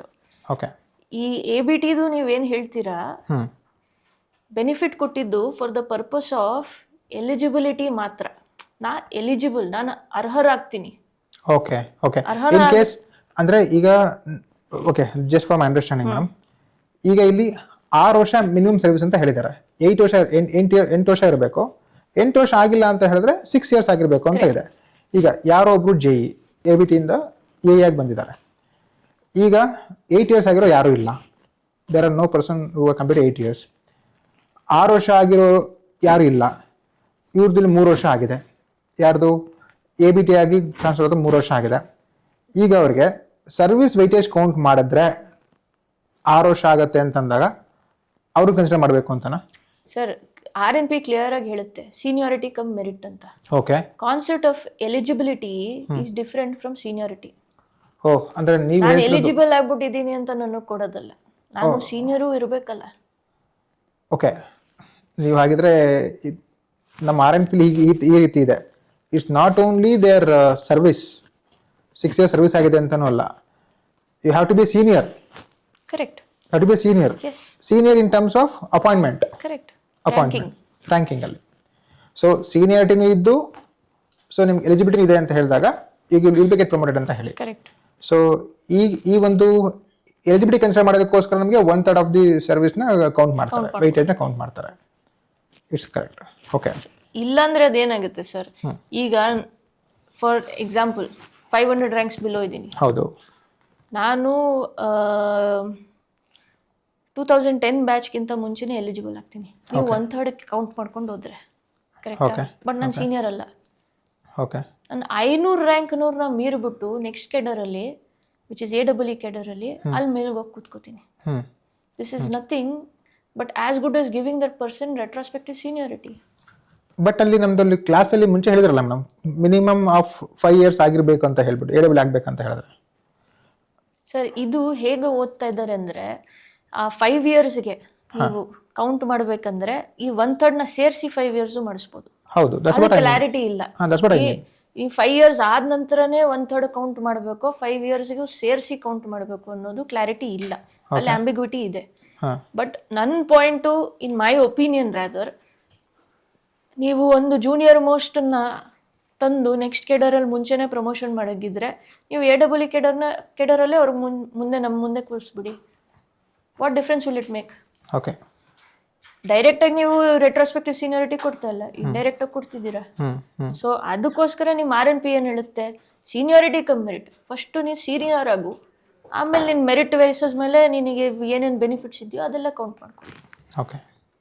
That is my understanding. Yes madam. So ಇಲ್ಲಿವರೆಗೂ ಎಲ್ಲ ಸರಿಯಾಗಿರುತ್ತೆ. Amendment ಆಗುತ್ತೆ, amendment 5 years 8 years ಆಗುತ್ತೆ, ಇವೆಲ್ಲ ಸರಿಯಾಗಿರುತ್ತೆ. ಇದಾದ ನಂತರ ಮೇಡಮ್ 22/3/2018 CRsನ ಕಾಲ್ ಮಾಡ್ತಾರೆ 2010 ಬ್ಯಾಚ್ AEಗಳಿಗೆ. ಕರೆಕ್ಟ್. ಅಲ್ಲಿ 2010 ಬ್ಯಾಚ್ AEಗಳಿಗೆ CR ಕಾಲ್ ಮಾಡಿದಾಗ ಅವರಿಗೆ 7 ವರ್ಷ 8 ತಿಂಗಳು 22 ದಿನ ಆಗಿರುತ್ತೆ. 21 ಮತ್ತು 22/6/2018 ABT ಇಂಜಿನಿಯರ್ಸ್ ಯಾರಿದ್ರು ಅಂದರೆ, I mean to say 2011 promotion ಆದಂಥವ್ರು ಯಾರಿದ್ರು, ಸೊ ಅವ್ರಿಗೆ CRsನ ಕಾಲ್ ಮಾಡ್ತಾರೆ. ಇಲ್ಲಿ ನಮಗೆ ಒಂದು ಯಾರು 2010 ಬ್ಯಾಚ್ ಇದ್ರು, ಸೊ ದೇ ಗಾಟ್ ಕನ್ಫ್ಯೂಸ್ಡ್ ಏನಾಗ್ತಿದೆ ಅಂತ ಹೇಳಿ. ನಮ್ಮ RNP ಪ್ರಕಾರ ಸೀನಿಯರ್ಸ್ ಯಾರಿದ್ದಾರೆ? Direct recruits. ಎಲಿಜಿಬಿಲಿಟಿ ಯಾರಿದ್ದಾರೆ? ಇಬ್ರು ಇದ್ದಾರೆ. ಎಲಿಜಿಬಿಲಿಟಿ ಇಬ್ರು ಇದ್ದಾರೆ. Correct. But as per RNP ಸೀನಿಯರ್ಸ್ನ ಫಸ್ಟ್ ಕೊಡ್ಬೇಕು, ಸೀನಿಯಾರಿಟಿ ಕಮ್ ಮೆರಿಟ್ ಇರುವಂಥದ್ದು. ಹೀಗಿರ್ಬೇಕಾದ್ರೆ ಸೊ ದೇ ಆರ್ ಆಂಗ್ಷಿಯಸ್, ಏನಪ್ಪ ಇಬ್ರು ಕಾಲ್ ಮಾಡ್ತಾ ಇದ್ದಾರೆ, ಯಾರಿಗೆ ಪ್ರಮೋಷನ್ ಕೊಡ್ತಾರೆ ಅಂತ ಹೇಳಿ. ಸೊ ದೆನ್ ಆ ಒಂದು 22/3/18 ಏನು ನಮ್ಮದು CRsನ ಕಾಲ್ ಮಾಡಿದ್ರು, ಆ ಒಂದು ಆರ್ಡರ್ನ ಇಂಪ್ಲಿಮೆಂಟೇಷನ್ ಮಾಡಿ ಅಂತ ಹೇಳಿ L. Karthik and others versus KPTCL case file ಮಾಡ್ತಾರೆ 2018. 25/6/18 ಕೇಸ್ನ ಫೈಲ್ ಮಾಡ್ತಾರೆ. So first sir 8 days short ಇದ್ರು ಅನ್ನೋದೊಂದು, ಬಟ್ ಅಲ್ಲಿ ನೀವು you have to go back to the proviso, ಯಾಕಂದರೆ 6 ವರ್ಷ ಆದರೂ ಕಂಪ್ಲೀಟ್ ಆಗಿತ್ತು. ಪ್ಲಸ್ ಸೀನಿಯಾರಿಟಿಯಲ್ಲಿ 500 ರ್ಯಾಂಕ್ ಮೇಲೆ ಇದ್ದರು. ಇವ್ರಿಗೆ ಫಸ್ಟು CR ಕರೆದಾಗ ಎಲ್ಲ ಸಬ್ಮಿಟ್ ಆಗಿದೆ. For reasons best known to KPTCL 3 months later ABTದವ್ರದ್ದು ಕರೆದ್ರು. ಸೊ ಅಟ್ ದಿಸ್ ಸ್ಟೇಜ್ ನಾವು ಅವ್ರ CRs ಕರೆದಿರೋದು ನೀವು ತಪ್ಪು ಅಂದ್ಬಿಟ್ಟು ಕಾರ್ತಿಕ್ ಆ್ಯಂಡ್ ಅದರ್ಸು ಕೋರ್ಟಿಗೆ ಹೋಗಿದ್ದು. Okay. So Karthik and others ಕೋರ್ಟಿಗೆ ಹೋದಾಗ ಸೀನಿಯಾರಿಟಿ ನಾವು ಡೆಮಾನ್ಸ್ಟ್ರೇಟ್ ಮಾಡಿದ್ವಿ. ಓಕೆ. ಅದಕ್ಕೆ ನಮಗೆ ABTಗೆ ಏನು CR ಕರೆದ್ರೋ ಅದ್ರ ಮೇಲೆ ಸ್ಟೇ ಸಿಕ್ತು. ಓಕೆ. ಫಸ್ಟ್ ಇನ್ಸ್ಟೆನ್ಸ್ ಅದಾಗಿದ್ದು. ಸೊ ಸ್ಟೇ ಸಿಕ್ಕಿದ ನಂತರ ಕೇಸು ಪ್ರೊಲಾಂಗ್ ಆಯಿತು. ಅದ್ರ ಮಧ್ಯ ಇನ್ನು 2 ಕೇಸ್ ಬಂತು. Okay which will be Naveen Kumar and others, ಆಮೇಲೆ ರೇಣುಕಾ ಪ್ರಸಾದ್ ಅಂತ. ಓಕೆ ಇದರಲ್ಲಿ 2 ಪ್ರೇಯರ್ ಬಂದು ಅವರು ಮಾಡಿದ್ದು ನಮಗೆ ಮುಂಚಿತವಾಗಿ ಪ್ರಮೋಷನ್ ಕೊಡಿ, ಎಲಿಜಿಬಿಲಿಟಿ ಕನ್ಸಿಡರ್ ಮಾಡಿಬಿಟ್ಟು ಅಂತ ಕೇಳಿದ್ದು. ಓಕೆ ವೆರಸ್ ಕಾರ್ತಿಕಲ್ಲಿ ಪ್ರೇಯರ್ ಇದ್ದಿದ್ದು ಅವರು ಕರೆದಿರೋ CRsನ ಕ್ವಾಶ್ ಮಾಡಿ ನಮಗೆ ಪ್ರಮೋಷನ್ ಕೊಡಿ ಅನ್ನೋದು ಇದ್ದಿದ್ದು. So these were the 3 cases ನಿಮ್ಮ ಪ್ರಮೋಷನ್ ಟೈಮಿಗೆ ಬಂದಾಗ ಕ್ರಾಪ್ ಅಪ್ ಆಗಿದ್ದು. What was their prayer? Naveen Kumar ಅನ್ನೋದು ಎಸ್, ಅಲ್ಲಿ ಅವ್ರು ಕೇಳ್ತಿರೋದೇನು, 1/3 ನೀವು ಸರ್ವಿಸ್ ವೇಟೇಜ್ ಏನು ಕೊಟ್ಟಿದ್ದೀರ ನಮಗೆ for the purpose of eligibility, ಅದನ್ನ ಕನ್ಸಿಡರ್ ಮಾಡ್ಬಿಟ್ಟು ನಮಗೆ ಫಸ್ಟ್ ಪ್ರಮೋಷನ್ ಕೊಡಿ ಅಂತ. Okay that is there specific prayer ಅದರಲ್ಲಿ. It is only to consider the service weightage. Yes, nobody said will not consider service weightage. ಹೌದಲ್ವಾ? ಸೊ ಹಾಗಿದ್ರೆ 2015 ABT order ಒಂದು cancel ಆಗಿತ್ತಲ್ಲ, how it is going to affect? So ಇವಾಗ ಈ cases ಎಲ್ಲ tag ಆದ ನಂತರ ಕ್ವೆಶನ್ ಅದೇ ಬಂದಿದ್ದು. ಹೌದು. ಸೊ KPTCಯಲ್ಲೂ to be honest both sides separate contrary stands ಹಾಕಿದ್ರು. ಓಕೆ, ಹೇಗಿತ್ತು? ನಮಗೆ ಹೇಳಿದ್ದವರು ಕಾರ್ತಿಕ್ ಕೇಸಲ್ಲಿ 8 ದಿನ ಶಾರ್ಟ್ ಇದ್ದೀರಾ ಅಂತ ಹೇಳಿದ್ರು. Okay, that was their argument. Yes, their argument was to complete 8 years, you are 8 days short. But however, I have completed 6 years and I'm senior most. That was our argument. So ಅಂದ್ರೆ ಇವ್ರು ಹೇಳ್ತಿರೋದು ಇವಾಗ ನಿಮ್ದು 8 days shortage ಇದೆ, so ಅದಕ್ಕೆ ನಿಮಗೆ ಕೊಡಕ್ ಆಗಂಗಿಲ್ಲ.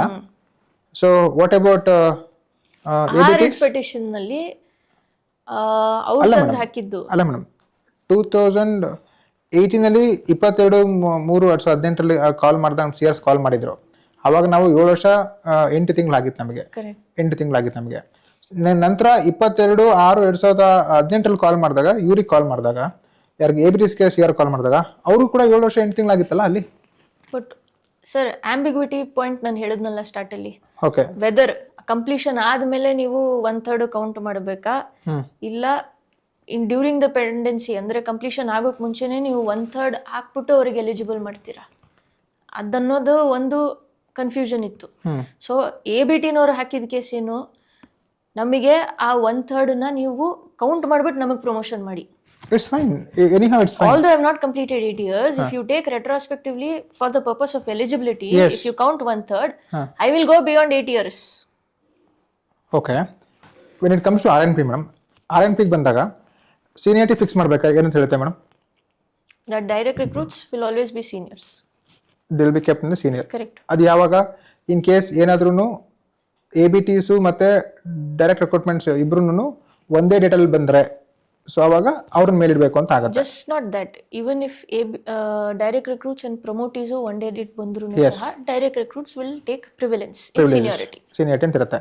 ಆದರೆ ಇಲ್ಲಿ ನಮಗೆ ಕ್ಲಿಯರ್ ಆಗಿ ಏನಂತ ಇದೆ ಮೇಡಮ್, ಇವಾಗ 2010 ಮತ್ತೆ 2011 ಆಗಿರುವಂಥದ್ದು ಇಟ್ಸ್ ವೆರಿ ಕ್ಲಿಯರ್. ಸೊ 2010 ಬ್ಯಾಚ್ನವರು ಸೀನಿಯರ್ಸ್ ಇದ್ದಾರೆ ಅಂತ ಹೇಳಿ. ಸೊ ಹಾಗಿದ್ರು they have considered here 2018 CR solve ಮಾಡಬೇಕಾದ್ರೆ they called for the ABTs call ಮಾಡಿದ್ದಾರೆ. Very clear. ಓಕೆ, ಕಾರ್ತಿಕ್ ಕೇಸಲ್ಲಿ ಸ್ಟೇ ಕೊಡ್ತಾರೆ. ಸ್ಟೇ ಕೊಟ್ಟಾದ್ಮೇಲೆ ಏನಾಗುತ್ತೆ? ಸೊ ಇವಾಗ based on these objections and the matter at hand, court hearing ಮಾಡಬೇಕಾದ್ರೆ ನಾವು ಪ್ರಪೋಸ್ ಮಾಡಿದ್ದು 2 ಇಶ್ಯೂಸ್. ಒನ್ ಈಸ್ ರೂಲ್ನ ಹೇಗೆ ಇಂಟರ್ಪ್ರೆಟ್ ಮಾಡ್ತೀರಾ. ಎಲಿಜಿಬಿಲಿಟಿ ಅಂದ ತಕ್ಷಣ ಸೀನಿಯಾರಿಟಿ ಕಮ್ ಮೆರಿಟ್ನ ಸರ್ಪಾಸ್ ಮಾಡಿಬಿಟ್ಟು ಬೇಸ್ಡ್ ಆನ್ ಎಲಿಜಿಬಿಲಿಟಿ ಅವ್ರಿಗೆ ಫಸ್ಟ್ ಪ್ರಮೋಷನ್ ಕೊಡಬೇಕಾ, ಅದನ್ನು ಹೇಗೆ ನೀವು ಓದಬೇಕು ಅನ್ನೋದು ಫಸ್ಟ್ ಪಾಯಿಂಟು. ಸೆಕೆಂಡು, 2015 ನೀವೇನು ವಿಡ್ರಾ ಮಾಡಿದ್ರಿ ಅವ್ರಿಗೆ ನಾವು ರಿವರ್ಟ್ ಮಾಡ್ತಿಲ್ಲ. ಹೌದು. ಬಟ್ ಆ ಎಕ್ಸ್ಟ್ರಾ ಬೆನಿಫಿಟ್ ಏನಿತ್ತು ಅದು ಬರೋದು as and when you are considered. It is a benefit given to you later on ಅಲ್ವಾ. ಸೊ ಅದ್ರ ಪ್ರಕಾರ ನಿಮಗೆ ಬೆನಿಫಿಟ್ ಕೊಡಬೇಕು ಕೊಡಬಾರ್ದು. ಓಕೆ, 2 ಕ್ವೆಶನ್ ಇದ್ದಿದ್ದು. We are saying since it is withdrawn, ನೀವು ಆ ಬೆನಿಫಿಟೇ ಕೊಡೋಕ್ಕಾಗೋದಿಲ್ಲ. ಯಾಕಂದರೆ as on the date of consideration rule change ಆಗಿದೆ. Supreme court in various judgment says you can't expect the same rule that was there 2 years ago. Although you were eligible, ನಿಮಗೆ promotion ಕೊಡಲಿಲ್ಲ, as on the date of calling ಏನು rule ಇರುತ್ತೋ ಅದ್ರ ಪ್ರಕಾರನೇ ಹೋಗಬೇಕು ಅಂತ various ಜಜ್ಮೆಂಟ್ಸಲ್ಲಿದೆ. ಇದನ್ನೆಲ್ಲ ನಾವು ಸೈಟ್ ಮಾಡಿ ಈ 2 ಪ್ರಪೋಸಲ್ಸ್ನ ಕೋರ್ಟ್ ಮುಂದೆ ಇಶ್ಯೂಸ್ನ ಮಾಡಿದ್ದು. Okay, court for unfortunate reasons did not venture upon the first issue at all to say that rule ಹೇಗೆ ಇಂಟರ್ಪ್ರೆಟ್ ಮಾಡಬೇಕು, ಯಾರಿಗೆ ಫಸ್ಟ್ ಪ್ರಮೋಷನ್ ಕೊಡಬೇಕು, ಆ ಇಶ್ಯೂ ಎಲ್ಲೂ ಕನ್ಸಿಡರೇ ಆಗಿಲ್ಲ. Court only went on the second issue to say withdraw ಮಾಡಿದ ನಂತರ ಇವ್ರಿಗೆ ಅದು ಬೆನಿಫಿಟ್ ಕೊಡಬೇಕಾ ಕೊಡಬಾರ್ದ, was there any vested right created. So court went on to say that withdraw ಮಾಡಿದ್ದು ನೀವು ಆಲ್ರೆಡಿ ಆ ವೆಸ್ಟೆಡ್ ರೈಟ್ ಆಗಿತ್ತು, because the scheme has been acted upon in their case and a benefit was already given to them, okay saying as and when you will be considered ನಿಮಗೆ eligibility ಇದು ಕೊಡ್ತೀವಿ ಅಂತ. So based on that ನೀವು promotion ಇವ್ರಿಗೆ ಕೊಟ್ಬಿಡಿ ಅಂತ ಬರೋದು, okay notwithstanding the fact that there 500 ranks juniors. So unfortunately first issue ಏನು ಡಿಸ್ಕಸ್ ಮಾಡ್ದೇನೆ ಬರೀ ಸೆಕೆಂಡ್ ಇಶ್ಯೂ ಬೇಸಿಸ್ ಮೇಲೆ court proceeded saying vested right ಇದೆ ಅಂತ. ಸೊ ನವೀನ್ ಕುಮಾರು, ರೇಣುಕಾ ಪ್ರಸಾದ್ ಅವ್ರದ್ದು ಏನೇನು ಕೇಸಸ್ ಇತ್ತು ಅವ್ರದ್ದು ಅಲೌ ಆಯಿತು, ಎಲ್ ಕಾರ್ತಿಕ್ ಡಿಸ್ಮಿಸ್ ಆಯಿತು. Okay so L Karthik immediately dismiss ಆದ ನಂತರ ನಾವು ಅಪೀಲ್ ಹಾಕ್ಕೊಂಡ್ವಿ, which is still pending today. Yes yes appeal ಹಾಕ್ಕೊಂಡಾಗ ನಾವು ಫಸ್ಟು ಪ್ರಿಲಿಮಿನರಿ ಹಿಯರಿಂಗು ಅಡ್ಮಿಷನಿಗೆ ಬಂದಾಗ ನಾವು ಡಿವಿಷನ್ ಬೆಂಚಿಗೆ ಇಷ್ಟೇ ತೋರಿಸಿದ್ದು, ನಾವು ಸೀನಿಯರ್ ಇದ್ದೀವಿ ಅಂತ. Division bench learned single judges order further hearing ತನಕ ಸ್ಟೇ ಮಾಡಿತು sir. Okay stay still continued, the case is still pending. Stay with respect to what madam? ಈಗ ಅದರಲ್ಲಿ ಪಾಸಿಟಿವ್ ಡೈರೆಕ್ಷನ್ ಕೊಟ್ಬಿಟ್ಟಿದ್ರು, ಏನಂತ ABTನವ್ರಿಗೆ ಪ್ರಮೋಟ್ ಮಾಡಿಬಿಡಿ ಅಂತ. ಮೇಡಮ್ ಅಲ್ಲಿ ನಾನು ನೋಡಿದ್ದೆ it is partly allowed. What is partly allowed? Partly allowed ಅಂದರೆ ವಾಟ್ ಹ್ಯಾಪನ್ಸ್ ಸರ್ ಇಸ್ ಪ್ರಮೋಷನ್ನು ಫಂಡಮೆಂಟಲ್ ರೈಟ್ ಅಲ್ಲ. Consideration for promotion is a fundamental right. Okay Court can't say you promote him. Court can always say you consider. Their prayer was ನೀವು 1/3 ಏನಿದೆ count ಮಾಡಿಬಿಟ್ಟು for the purpose of eligibility ನನಗೆ ತಗೊಳ್ಳಿ ಅಂತ, ಅದನ್ನು ಮಾಡಿ ಅಂತ ಬರೆದಿದ್ದು. ಪಾಸಿಟಿವ್ಲಿ ನಿಮಗೆ ಫುಲ್ ಪಾಸಿಟಿವಿಟಿ ಕೊಡೋಕ್ಕಾಗೋದಿಲ್ಲ, because the court does not have the power to do that. ಅಂದರೆ ಕೋರ್ಟು ಪ್ರಮೋಷನ್ ಕೊಡಿ ಅಂತ ಹೇಳಿಲ್ಲ, 1/3 of the service weightage consider ಮಾಡಿ ಅಂತ ಹೇಳ್ತು. 1/3 ಆಫ್ ದ ಸರ್ವಿಸ್ ವೇಟೇಜ್ ಕೊಟ್ಟು ಪ್ರಮೋಷನ್ಗೆ ಕನ್ಸಿಡರ್ ಮಾಡಿ ಅಂದರು. Correct, it is very clear. 1/3 of the promotion 1/3 of the ವೇಟೇಜ್ನ ಕೊಟ್ಬಿಟ್ಟು ಅದೇನು ಬರ್ತದೆ ಅವಾಗ ನೀವು ಅವ್ರಿಗೆ ಪ್ರಮೋಷನ್ ಕನ್ಸಿಡರ್ ಮಾಡಿ ಅಂತ ಹೇಳಿ. Correct. Is it correct madam? Correct. Understanding. But ನಮ್ಮನ್ನು ಕನ್ಸಿಡರ್ ಮಾಡಿ ಅಂತ ಬರೀಲಿಲ್ವಲ್ಲ. ಅಲ್ಲ, ಬರಲಿಲ್ಲ, ಬೇಡ. ಏನಕ್ಕೆ ಅಂದರೆ ಅಲ್ಲಿ ಅವರಿಗೆ ಸರ್ವಿಸ್ ಬೇಕಾಗಿತ್ತು, ಅದಕ್ಕೋಸ್ಕರ ಸರ್ವಿಸ್ ವೇಟೇಜ್ ಕೇಳಿದ್ರು ಅವರು, ಅವ್ರಿಗೆ ಅಲೋ ಮಾಡ್ತದನ್ನ. ನಾವು 2010 ಬ್ಯಾಚ್ನವರು ಆಲ್ರೆಡಿ ಅಲ್ಲಿ ಎಲಿಜಿಬಲ್ ಇದ್ರಲ್ಲ, ಅವ್ರಿಗೆ ಅದು ಅವಶ್ಯಕತೆ ಇರಲಿಲ್ಲ. ಫೈನ್, ಇದು ಇಲ್ಲಿಗೆ ಮುಗಿಯುತ್ತೆ ಮೇಡಮ್ ಹಾಗಾದರೆ. ಸೊ ಅಂದರೆ ABT ಏನು ಕೇಸಸ್ ಹಾಕಿದ್ರು, ABT 2010 batch versus ABT cases ಏನಿತ್ತು, ಇಲ್ಲಿಗೆ ಸಿಂಗಲ್ ಬೆಂಚಲ್ಲಿ ಸಮಾಪ್ತಿ ಆಗುತ್ತೆ. ಸೊ ABT ಅವ್ರಿಗೆ ಸರ್ವಿಸ್ ವೇಟೇಜ್ನ ಕೌಂಟ್ ಮಾಡಿ ಪ್ರಮೋಷನ್ಗೆ ಕನ್ಸಿಡರ್ ಮಾಡಿ ಅಂತ ಹೇಳಿ. Correct, it's very much clear. L Karthik and others ಏನು ಮಾಡಿದ್ದಾರೆ ಇವಾಗ, they have went to appeal and it is in double ಬೆಂಚಲ್ಲಿದೆ ಇವಾಗ ಅದು. ಕೋರ್ಟ್ ಇವಾಗ ಸಿಂಗಲ್ ಬೆಂಚ್ ಆರ್ಡರ್ ಏನು ಪಾಸ್ ಮಾಡಿದ್ರು 28/1/2011 ಸಿಂಗಲ್ ಬೆಂಚ್ ಆರ್ಡರ್ ಏನು ಪಾಸ್ ಮಾಡಿದ್ರು, ಅದಕ್ಕೆ ಇವಾಗ ಸ್ಟೇ ಕೊಟ್ಟಿದೆ. ಸ್ಟೇ ಅಂತ ಹೇಳಿದ್ರೆ ಇವಾಗ ಏನಂತ ಅರ್ಥ ಇವಾಗ ಅದರಲ್ಲಿ ಇದ್ದಿದ್ದು ಡೈರೆಕ್ಷನ್ನು ಅವರು ಎಲಿಜಿಬಿಲಿಟಿ ಕನ್ಸಿಡರ್ ಮಾಡಿಬಿಟ್ಟು ಅವರಿಗೆ ಕನ್ಸಿಡರ್ ಮಾಡಿ ಪ್ರಮೋಷನಿಗೆ ಅಂತ, ಯಾರಿಗೆ ABTಗೆ. ಓಕೆ, ಅದನ್ನ ಸ್ಟೇ ಮಾಡಿದ್ದಾರೆ. ಅದರಲ್ಲಿ ಇಶ್ಯೂ ಬರೋದಿದ್ದು ಸಹ ಸರ್ 2015 ವೆದರ್ ಅವ್ರಿಗೆ ಬೆನಿಫಿಟ್ ಕೊಡಬೇಕೋ ಕೊಡಬಾರ್ದು, ಸಿಂಗಲ್ ಜಡ್ಜ್ ಕೊಡಬೇಕು ಅಂತ ಬರ್ದವ್ರಲ್ಲ, ಹೌದು, ವಿಡ್ರಾಲ್ ಆದ ನಂತರ. ಹೌದು. ಸೊ ಅಬ್ಸಲ್ಯೂಟ್ ಸ್ಟೇ ಇದೆ ಅಂಟಿಲ್ ಫರ್ದರ್ ಆರ್ಡರ್ಸ್. ಇನ್ನು ABT case Renuka Prasad, Naveen Kumar B, ಈ ಕೇಸಸ್ ಏನಾದ್ರು ಬೇರೆದೇನಿತ್ತು which is Naveen Kumar and Renuka Prasad, KPTCL itself is on appeal.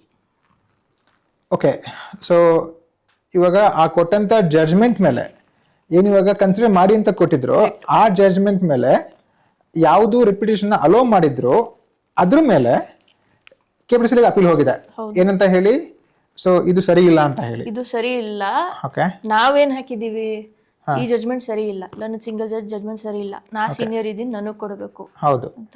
KPTCL ಸಹ ಅದೇ ಬಂದು ಹೇಳ್ತದೆ. ನಾನು ವಿಡ್ರಾ ಸಹ ಮಾಡಿಬಿಟ್ಟಿದ್ದೀನಿ, Okay. ಇವರಿಗೆ ಫಸ್ಟ್ ಪ್ರಮೋಷನ್ ಕೊಡಬಾರ್ದು ಅಂತ ಆ 3 ಕೇಸಸಲ್ಲಿ KPTCL it self is on appeal. Okay, indirectly or directly KPTCL is supporting like 2010 we are batch in the ಏನಿದೆ, ಸೇಮ್ ಬೋಟ್ ನಾವು.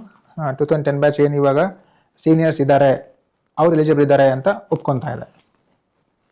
ಪ್ಲಸ್ ನಾವು ವಿಡ್ರಾನು ಮಾಡಿದ್ದೀವಿ, ನಾವು ಬೆನಿಫಿಟ್ ಕೊಡೋಕ್ಕಾಗೋದಿಲ್ಲ ಅಂತ ಹೇಳ್ತಾ ಇದೆ. So this is their argument ಇವಾಗ, KPTCL ಆರ್ಗ್ಯುಮೆಂಟ್ ಇವಾಗ. ಈಗ ಇವೆಲ್ಲದರ ಮಧ್ಯೆ 2/11/2021 ಅಪೀಲ್ ಹೋಗಿದ್ದು ನಾವು ಯಾವಾಗ? ಏಪ್ರಿಲ್ 21 ಅಪೀಲ್ ಹೋಗಿದ್ದು. ನವೆಂಬರ್ 21 120 ಜನಕ್ಕೆ ಇನ್ಚಾರ್ಜ್ ಅರೇಂಜ್ಮೆಂಟ್ ಮೇಲೆ AAA ಪ್ರಮೋಟ್ ಮಾಡ್ತಾರೆ ಮೇಡಮ್, 2010 ಬ್ಯಾಚ್ ಅವ್ರನ್ನ. ಅಲ್ಲಿ ಸ್ಟೇ ಇದೆ ಅಂತ ಹೇಳ್ತೀರಿ, ಇಲ್ಲಿ ಪ್ರಮೋಟ್ ಮಾಡ್ತಾರೆ. ಸ್ಟೇ ಇದ್ಮೇಲೆ 2010 ಬ್ಯಾಚ್ಗೂ ಹೋಗಬಾರ್ದು, ABT ಬ್ಯಾಚ್ಗೂ ಹೋಗಬಾರ್ದು ಅಲ್ವಾ? ಆದರೆ ಇವ್ರಿಗೆ ಹೇಗೆ ಆಪರೇಟ್ ಮಾಡ್ತಾರೆ? ಸರ್, ಸ್ಟೇಗೆ ಯಾರು ಪರವಾಗಿ ಕೊಟ್ಟಿರೋದು? ಡೈರೆಕ್ಟ್ ರಿಕ್ರೂಟ್ಸ್ ಪರವಾಗಿ ಕೊಟ್ಟಿರೋದು. ಅಗೇನ್ಸ್ಟ್ ಯಾರು? ABT. ಹೌದು. ಪ್ರಿವಿಲೆನ್ಸ್ ಯಾರ್ದಾಗುತ್ತೆ? ಡೈರೆಕ್ಟ್ ರಿಕ್ರೂಟ್ಸ್ದು. ಹೌದು. ನಾ ಕೇಸ್ ಹಾಕಿದ್ದೀನಿ, ನಾ ಕೇಸ್ ಹಾಕಿದ ನಂತರ ಸಿಂಗಲ್ ಜಡ್ಜು ಬೇರೆ ರೀತಿ ಆರ್ಡರ್ ಮಾಡಿದ್ದಾರೆ. ಆ ಆರ್ಡರು ಬೇಸಿಸ್ ಮೇಲೆ ಹೋಗಿದ್ರೆ ABT ಫಸ್ಟು ಪ್ರಮೋಟ್ ಆಗಬೇಕಿತ್ತು. ಹೌದು. ಅದು ಆಗಬಾರ್ದು ಅನ್ನೋದು ಕಾರಣಕ್ಕೆ ನಮಗೆ ತಡೆ ಆಜ್ಞೆ ಸಿಕ್ಕಿದೆ. So I am in a better position ಅಲ್ವಾ? I am the appellant, I was the petitioner. So seniority ಎಲ್ಲೂ ಚೇಂಜ್ ಆಗಿಲ್ಲ. ಹೌದು, ಸೀನಿಯಾರಿಟಿ ಏನೋ ಎಫೆಕ್ಟ್ ಆಗಿಲ್ಲ. ಇವಾಗ ನಿಮಗೆ 32 ಕೊಟ್ಟಿರೋದು ಪ್ರಮೋಷನ್ನು, 42 ಕೊಟ್ಟಿಲ್ಲ. ರೂಲ್ 42 ಅಂದರೆ regular promotion. Once you are eligible, ನಿಮ್ಮ CRs ನೋಡಿ ಪ್ರಮೋಷನಲ್ ಕಮಿಟಿ ಎಲ್ಲ ಎಸ್ಟಾಬ್ಲಿಷ್ ರೆಗ್ಯುಲರ್ ಪ್ರಮೋಷನ್. ಅಂದ್ರೆ ನೀವು ಹೇಳ್ತಿರೋದು ಇವಾಗ 2021 ಏನು ಪ್ರಮೋಷನ್ಸ್ ಕೊಟ್ಟಿದ್ದಾರೆ, that is it's a temporary arrangement, it's a regulation 32. Yes. It's not regulation 42. Madam, just to understand, we need to know what is regulation 32. Rule 32 of KCSR is an independent charge. Andre somebody from the feeder cadre, that will be AE cadre, I am eligible. For the time being, instead of promoting me as a regular, this can be for various reasons, sir. Administrative reasons ಆಗಿರ್ಬೋದು, vacancy reasons ಆಗಿರ್ಬೋದು, ಇಲ್ಲ court cases ರೀಸನ್ಸ್ಗೂ ಆಗಿರ್ಬೋದು. So ಆ seniority basis ಮೇಲೆ as is ಏನು list ಇದೆಯೋ senior ಮೋಸ್ಟ್ನ ತೆಗೆದುಬಿಟ್ಟು ರೂಲ್ 32 ಅನ್ನೋ ಪ್ರಮೋಷನ್ ಕೊಡ್ತಾರೆ. Okay. So rule 32 promotion is only a temporary arrangement. So until and unless it is regularised by a fresh order where it says rule 42 of KCSR. Okay. So ಇವಾಗ rule 42 ಮಾಡಿದ್ರೂ ಸಹ ಇವತ್ತಿಂದನೂ ಮಾಡ್ಬೋದು, 32 ಇಟ್ಟಿದ್ದ ದಿನದಿಂದ ಮಾಡಬೇಕು ಅಂತೇನಿಲ್ಲ. Okay. Okay. Depends, that's what I said, depends on administrative reasons, vacancies, court cases. So ಇವಾಗ ಮಾಡಿರೋದು ಬರೀ 32. ಸೊ ಸಿನ್ಸ್ ನಾವು ಅಪೆಲೆಂಟ್ ಸೈಡ್ ಇದ್ವಿ, ನಾವು ಅಪೀಲ್ ಹಾಕಿದ್ದೀವಿ, ಪೆಟಿಷನ್ ಹಾಕಿದ್ವಿ, we are saying you should consider us. KPTCL is also filed an appeal that we will not consider them who are ABTs. Based on what the settled position of the seniority was, 32 operate ಮಾಡಿದ್ದಾರೆ. Court ಹೇಳಿದ್ದು stay order ಬಂದು single judge order ಮೇಲೆ ಮಾತ್ರ, promotion ಕೊಡಬಾರ್ದು ಅಂತ ಎಲ್ಲೂ ಬರ್ದಿಲ್ಲ, ಅದಕ್ಕೆ operate ಮಾಡಿದ್ದಾರೆ. ಸೊ ಅಂದರೆ ಈಗ ಪ್ರಮೋಷನ್ ಯಾರಿಗೂ ಕೊಟ್ಟಿಲ್ಲ, it's only incharge arrangement, it's a temporary arrangement ಅಷ್ಟೇ. ಸೊ ಇದೇ ಥರ ಇವಾಗ ಟೆಂಪ್ರರಿ ಅರೇಂಜ್ಮೆಂಟ್ ಇವಾಗ ಏನು ಕೊಟ್ಟಿದ್ದಾರೆ, ಇದೇ ಥರ ಉಳಿದಂಥ ಬ್ಯಾಚಲ್ಲಿ, ಆ ಬ್ಯಾಚಲ್ಲಿ ರೆಕ್ರೂಟ್ಮೆಂಟ್ ಆಗಿದ್ದು 430 ಮೆಂಬರ್ಸ್ ಮೇಡಮ್ 2010. 120 ಜನಕ್ಕೆ ಇಲ್ಲಿ ನಮಗೆ ಪ್ರಮೋಷನ್ ಬಂದಿದೆ, 21 ಪ್ರಮೋಷನ್ ಬಂದಿದೆ. 2020 ಹೈದರಾಬಾದ್ ಕರ್ನಾಟಕ ಅಂತ ಹೇಳಿ 60 ಜನಕ್ಕೆ ಬಂದಿದೆ. Totally 180 members were promoted. I mean to say rule 32 ಇನ್ಚಾರ್ಜಲ್ಲಿ ಇದ್ದಾರೆ. Hyderabad Karnataka it's regular promotion and this is a incharge arrangement. So ಇದನ್ನು ಅಪ್ಲೈ ಮಾಡಿ, ಅಂದರೆ ರೂಲ್ 32 ಅಪ್ಲೈ ಮಾಡಿ ಉಳಿದಂಥವ್ರಿಗೆ ಕೊಡೋದಕ್ಕೆ ಈ ಕೋರ್ಟ್ ಕೇಸಸ್ ಇವಾಗ ಏನಿದೆ ಏನಾದರೂ ಸಮಸ್ಯೆ ಮಾಡುತ್ತಾ? Absolutely not sir. ಹೇಗೆ? ಒಂದು KPTCL as I mentioned is it self on appeal. Seniority list settle ಆಗಿದೆ. ಆ based on the same seniority list ನೀವು 2010 ಸರ್ಟನ್ ಮೆಂಬರ್ಸ್ನ ಸೀನಿಯಾರಿಟಿ ವೈಸ್ ಆಲ್ರೆಡಿ 32 ಇಟ್ಟಿದ್ದೀರಾ. ಅಂದರೆ ಅವ್ರು ಆಲ್ರೆಡಿ ಒಪ್ಕೊಂಡು 32 ಮೇಲೆ ಕೊಟ್ಬಿಟ್ಟಿದ್ದಾರೆ. ಕರೆಕ್ಟ್. 32 ನೀವು ಕಂಡೀಷನ್ ಹಾಕ್ಬಿಟ್ಟು ಕೊಟ್ಟಿರ್ತೀರಲ್ಲ, subject to result of writ appeal ಅಂತ ಎಸ್. ನೀವು ಕೊಟ್ಟಿದ್ದೀರಾ. What operating or assuming or presuming what ನಿಮಗೆ ಬರಬೇಕು ಅಂತಲ್ವಾ, ಸೀನಿಯಾರಿಟಿ ಬೇಸಿಸ್ ಮೇಲೆ. ಸೊ ಡೈರೆಕ್ಟ್ ರಿಕ್ರೂಟ್ಸ್ಗೆ ಆಲ್ರೆಡಿ ಪ್ರಮೋಷನ್ ಕೊಟ್ಬಿಟ್ಟಿದ್ದೀರಾ, 32 ಬೇಸಿಸ್ ಮೇಲೆ ಆಗಿರಲಿ, ಬಟ್ ಮಾಡಿದ್ದೀರಾ. ಬಟ್ ಸೆಲೆಕ್ಟೆಡ್ ಫ್ಯೂನ ಮಾಡಿದ್ದೀರಾ, which is as per ranking. ಹೌದು, ಸೀನಿಯಾರಿಟಿ ಮೇಲೆ. ಸೊ ಇವಾಗ ಬಾಕಿಯವ್ರಿಗೆ ಮಾಡೋದಕ್ಕೆ ಏನೂ ತೊಂದರೆ ಇಲ್ಲ. No court is said further promotion ಕೊಡಬೇಡಿ. ಇನ್ಫ್ಯಾಕ್ಟ್ ಈ ಫರ್ದರ್ ಆರ್ಡರ್ಸ್ ತನಕ ಏನು ಸ್ಟೇ ಆಯಿತು ಡಿವಿಷನ್ ಬೆಂಚಲ್ಲಿ, ಅದನ್ನು ABTನವರು ಸುಪ್ರೀಂ ಕೋರ್ಟ್ ತನಕ ತೊಗೊಂಡೋದ್ರು ಇಂಟ್ರಿಮ್ ಆರ್ಡರ್ನ. ಅಲ್ಲಿ ಚಾಲೆಂಜ್ ಆಯಿತು. ಓಕೆ. ಚಾಲೆಂಜ್ ಆದ ನಂತರ supreme court said nothing doing, I will not interfere. Then ABT said ಆಯಿತು, ವಿ ವಿಲ್ ಮೂವ್ ಪ್ರಾಪರ್ ಅಪ್ಲಿಕೇಶನ್ನು ಅಲ್ಲಿ ಇನ್ ಅಕಾರ್ಡೆನ್ಸ್ ವಿತ್ ಲಾ ಏನಾದರೂ ಮಾಡೋಕ್ಕೆ ಲಿಬರ್ಟಿ ಕೊಡಿ ಅಂದರು. ಸುಪ್ರೀಂ ಕೋರ್ಟ್ ಸೆಡ್ ಆಯಿತು, ನಿಮ್ಮ ಇಷ್ಟ, ಲಿಬರ್ಟಿ ಕೊಡ್ತೀನಿ ಅಂತ ಅಪೀಲ್ ಏನಿತ್ತು ಡಿಸ್ಮಿಸ್ ಮಾಡಿದ್ರು. ಓಕೆ. ಡಿಸ್ಮಿಸ್ ಮಾಡಿದ ನಂತರ ABTನವರು ಮತ್ತೆ ಡಿವಿಷನ್ ಬೆಂಚ್ ಮುಂದೆ ಬಂದು ಅಪ್ಲಿಕೇಶನ್ ಹಾಕಿದ್ರು, ಏನು ನಮಗೆ ಪ್ರಮೋಟ್ ಮಾಡಿ ಅಂತ. ಅಪೆಲೆಂಟ್ಸ್ ಹ್ಯಾವ್ ಬಿನ್ ಪ್ರಮೋಟೆಡ್, ನಮಗೂ ಹಂಗೆ ರೂಲ್ 32 ಕೊಡಿ ಅಂತ ಬಂತು. ನಾವು ಅದನ್ನು ಅಬ್ಜೆಕ್ಟ್ ಮಾಡಿದ್ವಿ. ಯಾಕಂದರೆ 500 ರ್ಯಾಂಕ್ಸ್ ಕೆಳಗಿದ್ದೀರಾ, ನೆಕ್ಸ್ಟ್ ಪ್ರಮೋಷನ್ ಯಾರಿಗಾದ್ರೂ 32 ಕೊಡಂಗಿದ್ರೆ ನೀವು ಕೊಡಬೇಕಾಗಿರೋದು ಡೈರೆಕ್ಟ್ ರಿಕ್ರೂಟ್ಸಿಗೆ ಮಾತ್ರ, ಅವ್ರಿಗಲ್ಲ. ಸೊ ಇದು ಕನ್ಸಿಡರ್ ಆಗಬೇಕಾದ್ರೆ ಡಿವಿಷನ್ ಬೆಂಚ್ ಏನು ಹೇಳ್ತು, ಆಯಿತು ನಾನು ಇದನ್ನು ಡಿಸ್ಪೋಸ್ ಮಾಡ್ತೀನಿ, ನೀವು ಹೋಗ್ಬಿಟ್ಟು ನಿಮ್ಮ ಎಂಪ್ಲಾಯರ್ಗೆ ರೆಪ್ರೆಸೆಂಟೇಷನ್ ಕೊಡಿ, ನಮ್ಮನ್ನು ಪ್ರಮೋಟ್ ಮಾಡಿ 32 ಕೆಳಗೆ ಅಂತ. ನಿಮ್ಮ ಜೊತೆ ಬೇರೆಯವ್ರು ಯಾರ್ಯಾರು ಇದ್ದಾರೋ ಅವ್ರದ್ದು ಕನ್ಸಿಡರ್ ಆಗಲಿ ಇನ್ ಅಕಾರ್ಡೆನ್ಸ್ ವಿತ್ ಲಾ ಅಂದರು. ಇದು ಯಾರಿಗೆ ಹೇಳಿದ್ದು ಇದನ್ನು ABTನವರಿಗೆ ಹೇಳಿದ್ದಾರೆ. KPTCL was very much there. Okay. ನೀವು ಡೈಲಿ ಆರ್ಡರ್ಸಲ್ಲಿ ಹೈಕೋರ್ಟ್ ವೆಬ್ಸೈಟಲ್ಲಿ ನೋಡಿದ್ರೆ you will find this order. Okay. So it is specifically said that ABT ಒಂದೇ ಅಲ್ಲ, ಎಲ್ಲರಿಗೂ ನಾನು ಅವಕಾಶ ಕೊಡ್ತೀನಿ, ಯಾರ್ಯಾರು ಬೇಕಿದ್ರೆ ನೀವು ಅಪ್ರೋಚ್ ಮಾಡ್ಕೊಂಡು ರೆಪ್ರೆಸೆಂಟೇಷನ್ ಕೊಡಿ, ರೆಪ್ರೆಸೆಂಟೇಷನ್ ಕೊಟ್ಟು ಎಲ್ಲ ರೆಪ್ರೆಸೆಂಟೇಷನ್ನ ಕನ್ಸಿಡರ್ ಮಾಡಿ ಇನ್ ಅಕಾರ್ಡೆನ್ಸ್ ವಿತ್ ಲಾ ಕೊಡಿ ಅಂತ. Okay. Here we want to understand something. What does it mean in accordance with law? ಇವಾಗ ನಾನು ಹೇಳ್ತಿರೋದು ಒಂದು ಅಂಡರ್ಸ್ಟ್ಯಾಂಡಿಂಗ್ ಬೇಸಿಸ್ ಮೇಲೆ ನನ್ನ ಕಾನೂನು ಡಿಫ್ರೆಂಟ್ ಇರ್ಬೋದು, because my understanding is different. The other side's understanding may be different. He might think he is on the right end. I might think I am on the right end. Yes. Now, KPTCL itself is on appeal. In accordance with law is what you've already done as of now. What they have done is giving a 180 members ಗೆ 120 members ಗೆ 2021 ಅಲ್ಲಿ ಏನು ಇವಾಗ rule 32 operate ಮಾಡಿದ್ದಾರೆ ಅದು. Yes, based on what? Seniority. Seniority. Do the same thing.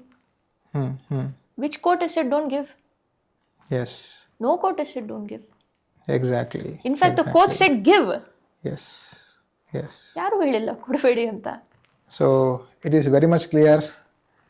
ಕೋರ್ಟಿಂದ ಈ ಯಾವುದೇ ಥರದ್ದು ಪ್ರಮೋಷನ್ಗೆ ಸಮಸ್ಯೆ ಇಲ್ಲ. It is only in accordance with law. In accordance with law ಅಂತ ಆದರೆ ಏನು ಅನ್ನೋದನ್ನು ಆಲ್ರೆಡಿ KPTCL ಒಪ್ಕೊಂಡಾಗಿದೆ.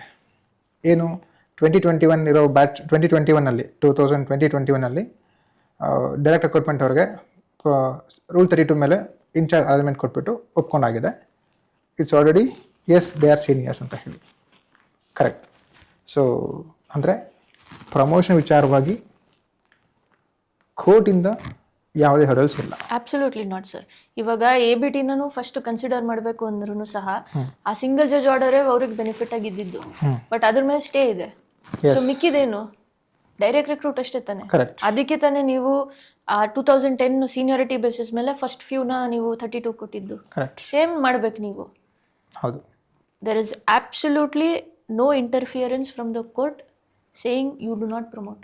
S ma'am. ಈಗ is there any instances where in ABT ಅವರು ಹೇಳೋ ಪ್ರಕಾರ ಆರ್ಡರ್ ವಿತ್ಡ್ರಾ ಮಾಡಿದ್ಮೇಲೆ ಕೂಡ ವೆಸ್ಟೆಡ್ ಕ್ರಿಯೇಟ್ ಆಗಿದೆ ಅಂತ ಹೇಳಿದ್ಮೇಲೆ ಕೂಡ ಕನ್ಸಿಡರ್ ಮಾಡಬೇಕಂತ ಹೇಳಿ ಯಾವುದಾದ್ರೂ ನಮಗೆ ಹಳೆ ಆರ್ಡರ್ಸ್ ಇದೆಯಾ ಮೇಡಮ್? ಫಾಸ್ಟ್ ಆರ್ಡರ್ಸ್ ಇದೆಯಾ? ನಾವು ರಿಲೈ ಮಾಡ್ತಿರೋ judgments vested right in matters of promotion create ಆಗಲ್ಲ ಅಂತ. Okay. Till date recent judgments supreme court ಅದೇ ಇದೆ. ನಾವು ಅದ್ರ ಮೇಲೆ ರಿಲೈ ಆಗ್ತಿದ್ದೀವಿ. ಸೊ ಇವಾಗ ಇದನ್ನ ಯಾವ ರೀತಿ ಕೋರ್ಟ್ ಅರ್ಥ ಮಾಡ್ಕೊಳ್ಳುತ್ತೆ ಅನ್ನೋದು ನೋಡಬೇಕು. ಯಾಕಂದರೆ in the matters of court it's always a 50-50 sir. Exactly. Only thing an advocate can promise you is probably their effort to be 100% or more than 100%. Okay. But ಯಾವ ರೀತಿ ಏನಾಗುತ್ತೆ ನಾವು ಹೇಳೋಕ್ಕಾಗೋದಿಲ್ಲ. ಹ್ಞೂ. ಬಟ್ ನಮ್ಮ ಅಂಡರ್ಸ್ಟ್ಯಾಂಡಿಂಗ್ ಇರೋದಿದ್ದು, ನಾವು ನಮ್ಮ ಸಪೋರ್ಟಿವ್ ಆಗಿ ನಾವು ಜಜ್ಮೆಂಟ್ಸ್ ಕೊಡ್ತಾ ಇರೋದು ಸಹ ಇದೆ. ಟು ಸೇ ದಟ್ ಪ್ರಮೋಷನಲ್ಲಿ ಯಾವುದು ವೆಸ್ಟೆಡ್ ರೇಟ್ ಬರೋದಿಲ್ಲ ಅಂತ. ಸೊ ಆ ಬೇಸಿಸ್ ಮೇಲೆ ನಾವು ಸ್ವಲ್ಪ ಕಾನ್ಫಿಡೆಂಟ್ ಇದ್ದೀವಿ. But even for the sake of argument ನೀವು 1/3 ಸರ್ವಿಸ್ ವೇಟೇಜ್ ಕೊಟ್ಬಿಡಿ for the purpose of eligibility. ಸೀನಿಯಾರಿಟಿನ ಸರ್ಪಾಸ್ ಮಾಡಿ ಮಾಡೋಕ್ಕಾಗ್ತದ ಅನ್ನೋ ಒಂದು question. Another question still remains. That's what ನಾನು ಅಲ್ಲಿಗೆ ಬರ್ತದೆ ಇವಾಗ. ಈಗ ಇನ್ ಕೇಸ್ ಅಪೀಲಲ್ಲಿ ಅಗೇನ್ ಸಿಂಗಲ್ ಬೆಂಚಲ್ಲಾದಂಗೆ ಆಯಿತು. ಈವನ್ ದೇಸೆ ಹೌದು ಸಿಂಗಲ್ ಬೆಂಚಲ್ಲಿ ಏನು ಕೊಡ್ತಾರೆ ಕರೆಕ್ಟಾಗಿದೆ, 1/3 ಆಫ್ ದಿ ವೇಟೇಜ್ನ ಕೌಂಟ್ ಮಾಡಿಬಿಡಿ ಪ್ರಮೋಷನ್ಗೆ ಅವ್ರಿಗೆ ಅಂತ ಹೇಳಿ, ಅವಾಗ ಏನಾಗುತ್ತೆ ma'am? Sir option is supreme court appeal ಹೋಗ್ಬೋದು. ಬಟ್ ಇವಾಗ 1/3 ನೀವು ಅವ್ರಿಗೆ ಎಲಿಜಿಬಿಲಿಟಿ ಕನ್ಸಿಡರ್ ಮಾಡಿಬಿಟ್ಟು ಪ್ರಮೋಷನ್ ಕೊಡಿ ಅಂದ್ರೂ ಸಹ ಸೀನಿಯಾರಿಟಿನ ಸರ್ಪಾಸ್ ಮಾಡಿ ಅಂತ ಎಲ್ಲೂ ಬರ್ದಿಲ್ಲ. ಹೌದು. When your RNP regulation clearly says seniority cum merit basis ಮೇಲೆ ಮಾಡಿ ಅಂತಾಗ ನೀವು ಅವ್ರಿಗೆ ಬೆನಿಫಿಟ್ ಕೊಡದೇ ಇರಿ. ಸೀನಿಯಾರಿಟಿನ ಸರ್ಪಾಸ್ ಮಾಡಿ ಇವ್ರಿಗೆ ಫಸ್ಟ್ ನೀವು ಪ್ರಮೋಷನ್ ಕೊಡಿ ಅಂತ ಬರ್ದಿಲ್ಲ. There will still be ambiguity. So ನೀವು ಅಲ್ಲಿ ಮೊದಲೇ ಹೇಳಿದಾಗೆ ಅದನ್ನ ಸಿಂಗಲ್ ಬೆಂಚಲ್ಲಿ ಅದನ್ನ ಅವ್ರು ಆನ್ಸರೇ ಮಾಡಲಿಲ್ಲ ಅಂತ ಹೇಳಿ, ಸೀನಿಯಾರಿಟಿ ಕಮ್ ಮೆರಿಟ್ ಅಂದ್ರೆ ಏನು ಅನ್ನೋದನ್ನ ಅವ್ರು ಆನ್ಸರೇ ಮಾಡಲಿಲ್ಲ ಅಂತ ಹೇಳಿದಾಗ, ಸೊ ಅದೇ ವ್ಯಾಕ್ಯೂಮ್ ಇಲ್ಲೂ ಬಂತು ಅಂದ್ರೂ it can go both ways sir. If speaking from the petitioner's point of view, my argument would be ಅಲ್ಲಿ ಸೀನಿಯಾರಿಟಿನ ಸರ್ಪಾಸ್ ಮಾಡಿಬಿಟ್ಟು ಅವ್ರಿಗೆ ಫಸ್ಟ್ ಕೊಡಿ ಅಂತ ಬರ್ದಿಲ್ಲ, ಎಲಿಜಿಬಿಲಿಟಿ ಕೌಂಟ್ ಮಾಡಿ ಕನ್ಸಿಡರ್ ಮಾಡಿ ಅಂತ ಕೊಟ್ಟಿರೋದು. ಹೌದು. ಅದನ್ನ if I was on the other side I would say that ನಾನು ಫಸ್ಟ್ ಎಲಿಜಿಬಲ್ ಆಗ್ತೀನಲ್ಲ ನನಗೆ ಕೊಡಿ ಅಂತ. ಮತ್ತೆ ಅದೇ ಕನ್ಫ್ಯೂಷನು ಅದೇ ಇದಾಗ್ತದೆ, ಬಿಕಾಸ್ ಕ್ಲಾರಿಟಿ ಇಲ್ಲ. ಸೊ ಐದರ್ ವೇಸ್ ಡಿಸ್ಮಿಸ್ ಆಯಿತು ಇಲ್ಲ ಅಲೌ ಆಯಿತು ಅಂದ್ರೂ one or the other party supreme court ಹೋಗುತ್ತೆ. So I am very confident about that. Yes, again we need to see the Supreme Court. Maybe chances, probably. So ನೀವು ಹೇಳಿದ್ರೆ 50-50 ಇರ್ಬೋದು. So in case ಈ ಕಡೆ ಆಯಿತು ಅಂತಂದ್ರೂ ಸುಪ್ರೀಂ ಕೋರ್ಟ್ ಹೋಗುತ್ತೆ, ಆ ಕಡೆ ಆಯ್ತು ಅಂದ್ರೂ ಸುಪ್ರೀಂ ಕೋರ್ಟ್ ಹೋಗುತ್ತೆ. ಸುಪ್ರೀಂ ಕೋರ್ಟ್ ಅಂತ ಅಲ್ಟಿಮೇಟ್ಲಿ ಹೋಗುತ್ತೆ. ಇದೆಲ್ಲೇ ಹೋದ್ರೂ ಈಗ ಏನು ಇವಾಗ ಇನ್ಚಾರ್ಜ್ ಅರೇಂಜ್ಮೆಂಟ್ ಮೇಲೆ ರೂಲ್ 32 ಮೇಲೆ ಪ್ರಮೋಷನ್ ಕೊಡೋದಕ್ಕೆ, ರೂಲ್ 32 ಮೇಲೆ ಇನ್ಚಾರ್ಜ್ ಮಾಡೋದಕ್ಕೆ ಯಾವುದೇ ರೀತಿ ಸಮಸ್ಯೆ ಇಲ್ಲ, ನಾಟ್ ಅಟ್ ಆಲ್ ಇಶ್ಯೂಸ್ ಇಲ್ಲ. It's a clearly a right of the management. They can take a decision. Correct. ಈ ಸೀನಿಯರ್ ABT ಕೇಸಸಲ್ಲಿ ಡೋಂಟ್ ಪಬ್ಲಿಷ್ ಸೀನಿಯಾರಿಟಿ ಲಿಸ್ಟ್ ಅಂತ ಒಂದು ಇಂಟ್ರಿಮ್ ಆರ್ಡರ್ ಕೊಟ್ಟಿತ್ತು. ಓಕೆ. ಅದೇ ಸೀನಿಯಾರಿಟಿ ಬೇಸಿಸ್ ಮೇಲೆ ಎಲ್ಲರೂ 32 ಕೊಟ್ರಲ್ಲ. ಇಲ್ಲಿ ಸಿಂಗಲ್ ಜಡ್ಜ್ ಆರ್ಡರ್ನ ಸ್ಟೇ ಮಾಡಿರೋದು ಏನು, ಫಸ್ಟ್ ಅವ್ರನ್ನ ಕನ್ಸಿಡರ್ ಮಾಡಬೇಡಿ ಅನ್ನೋದು.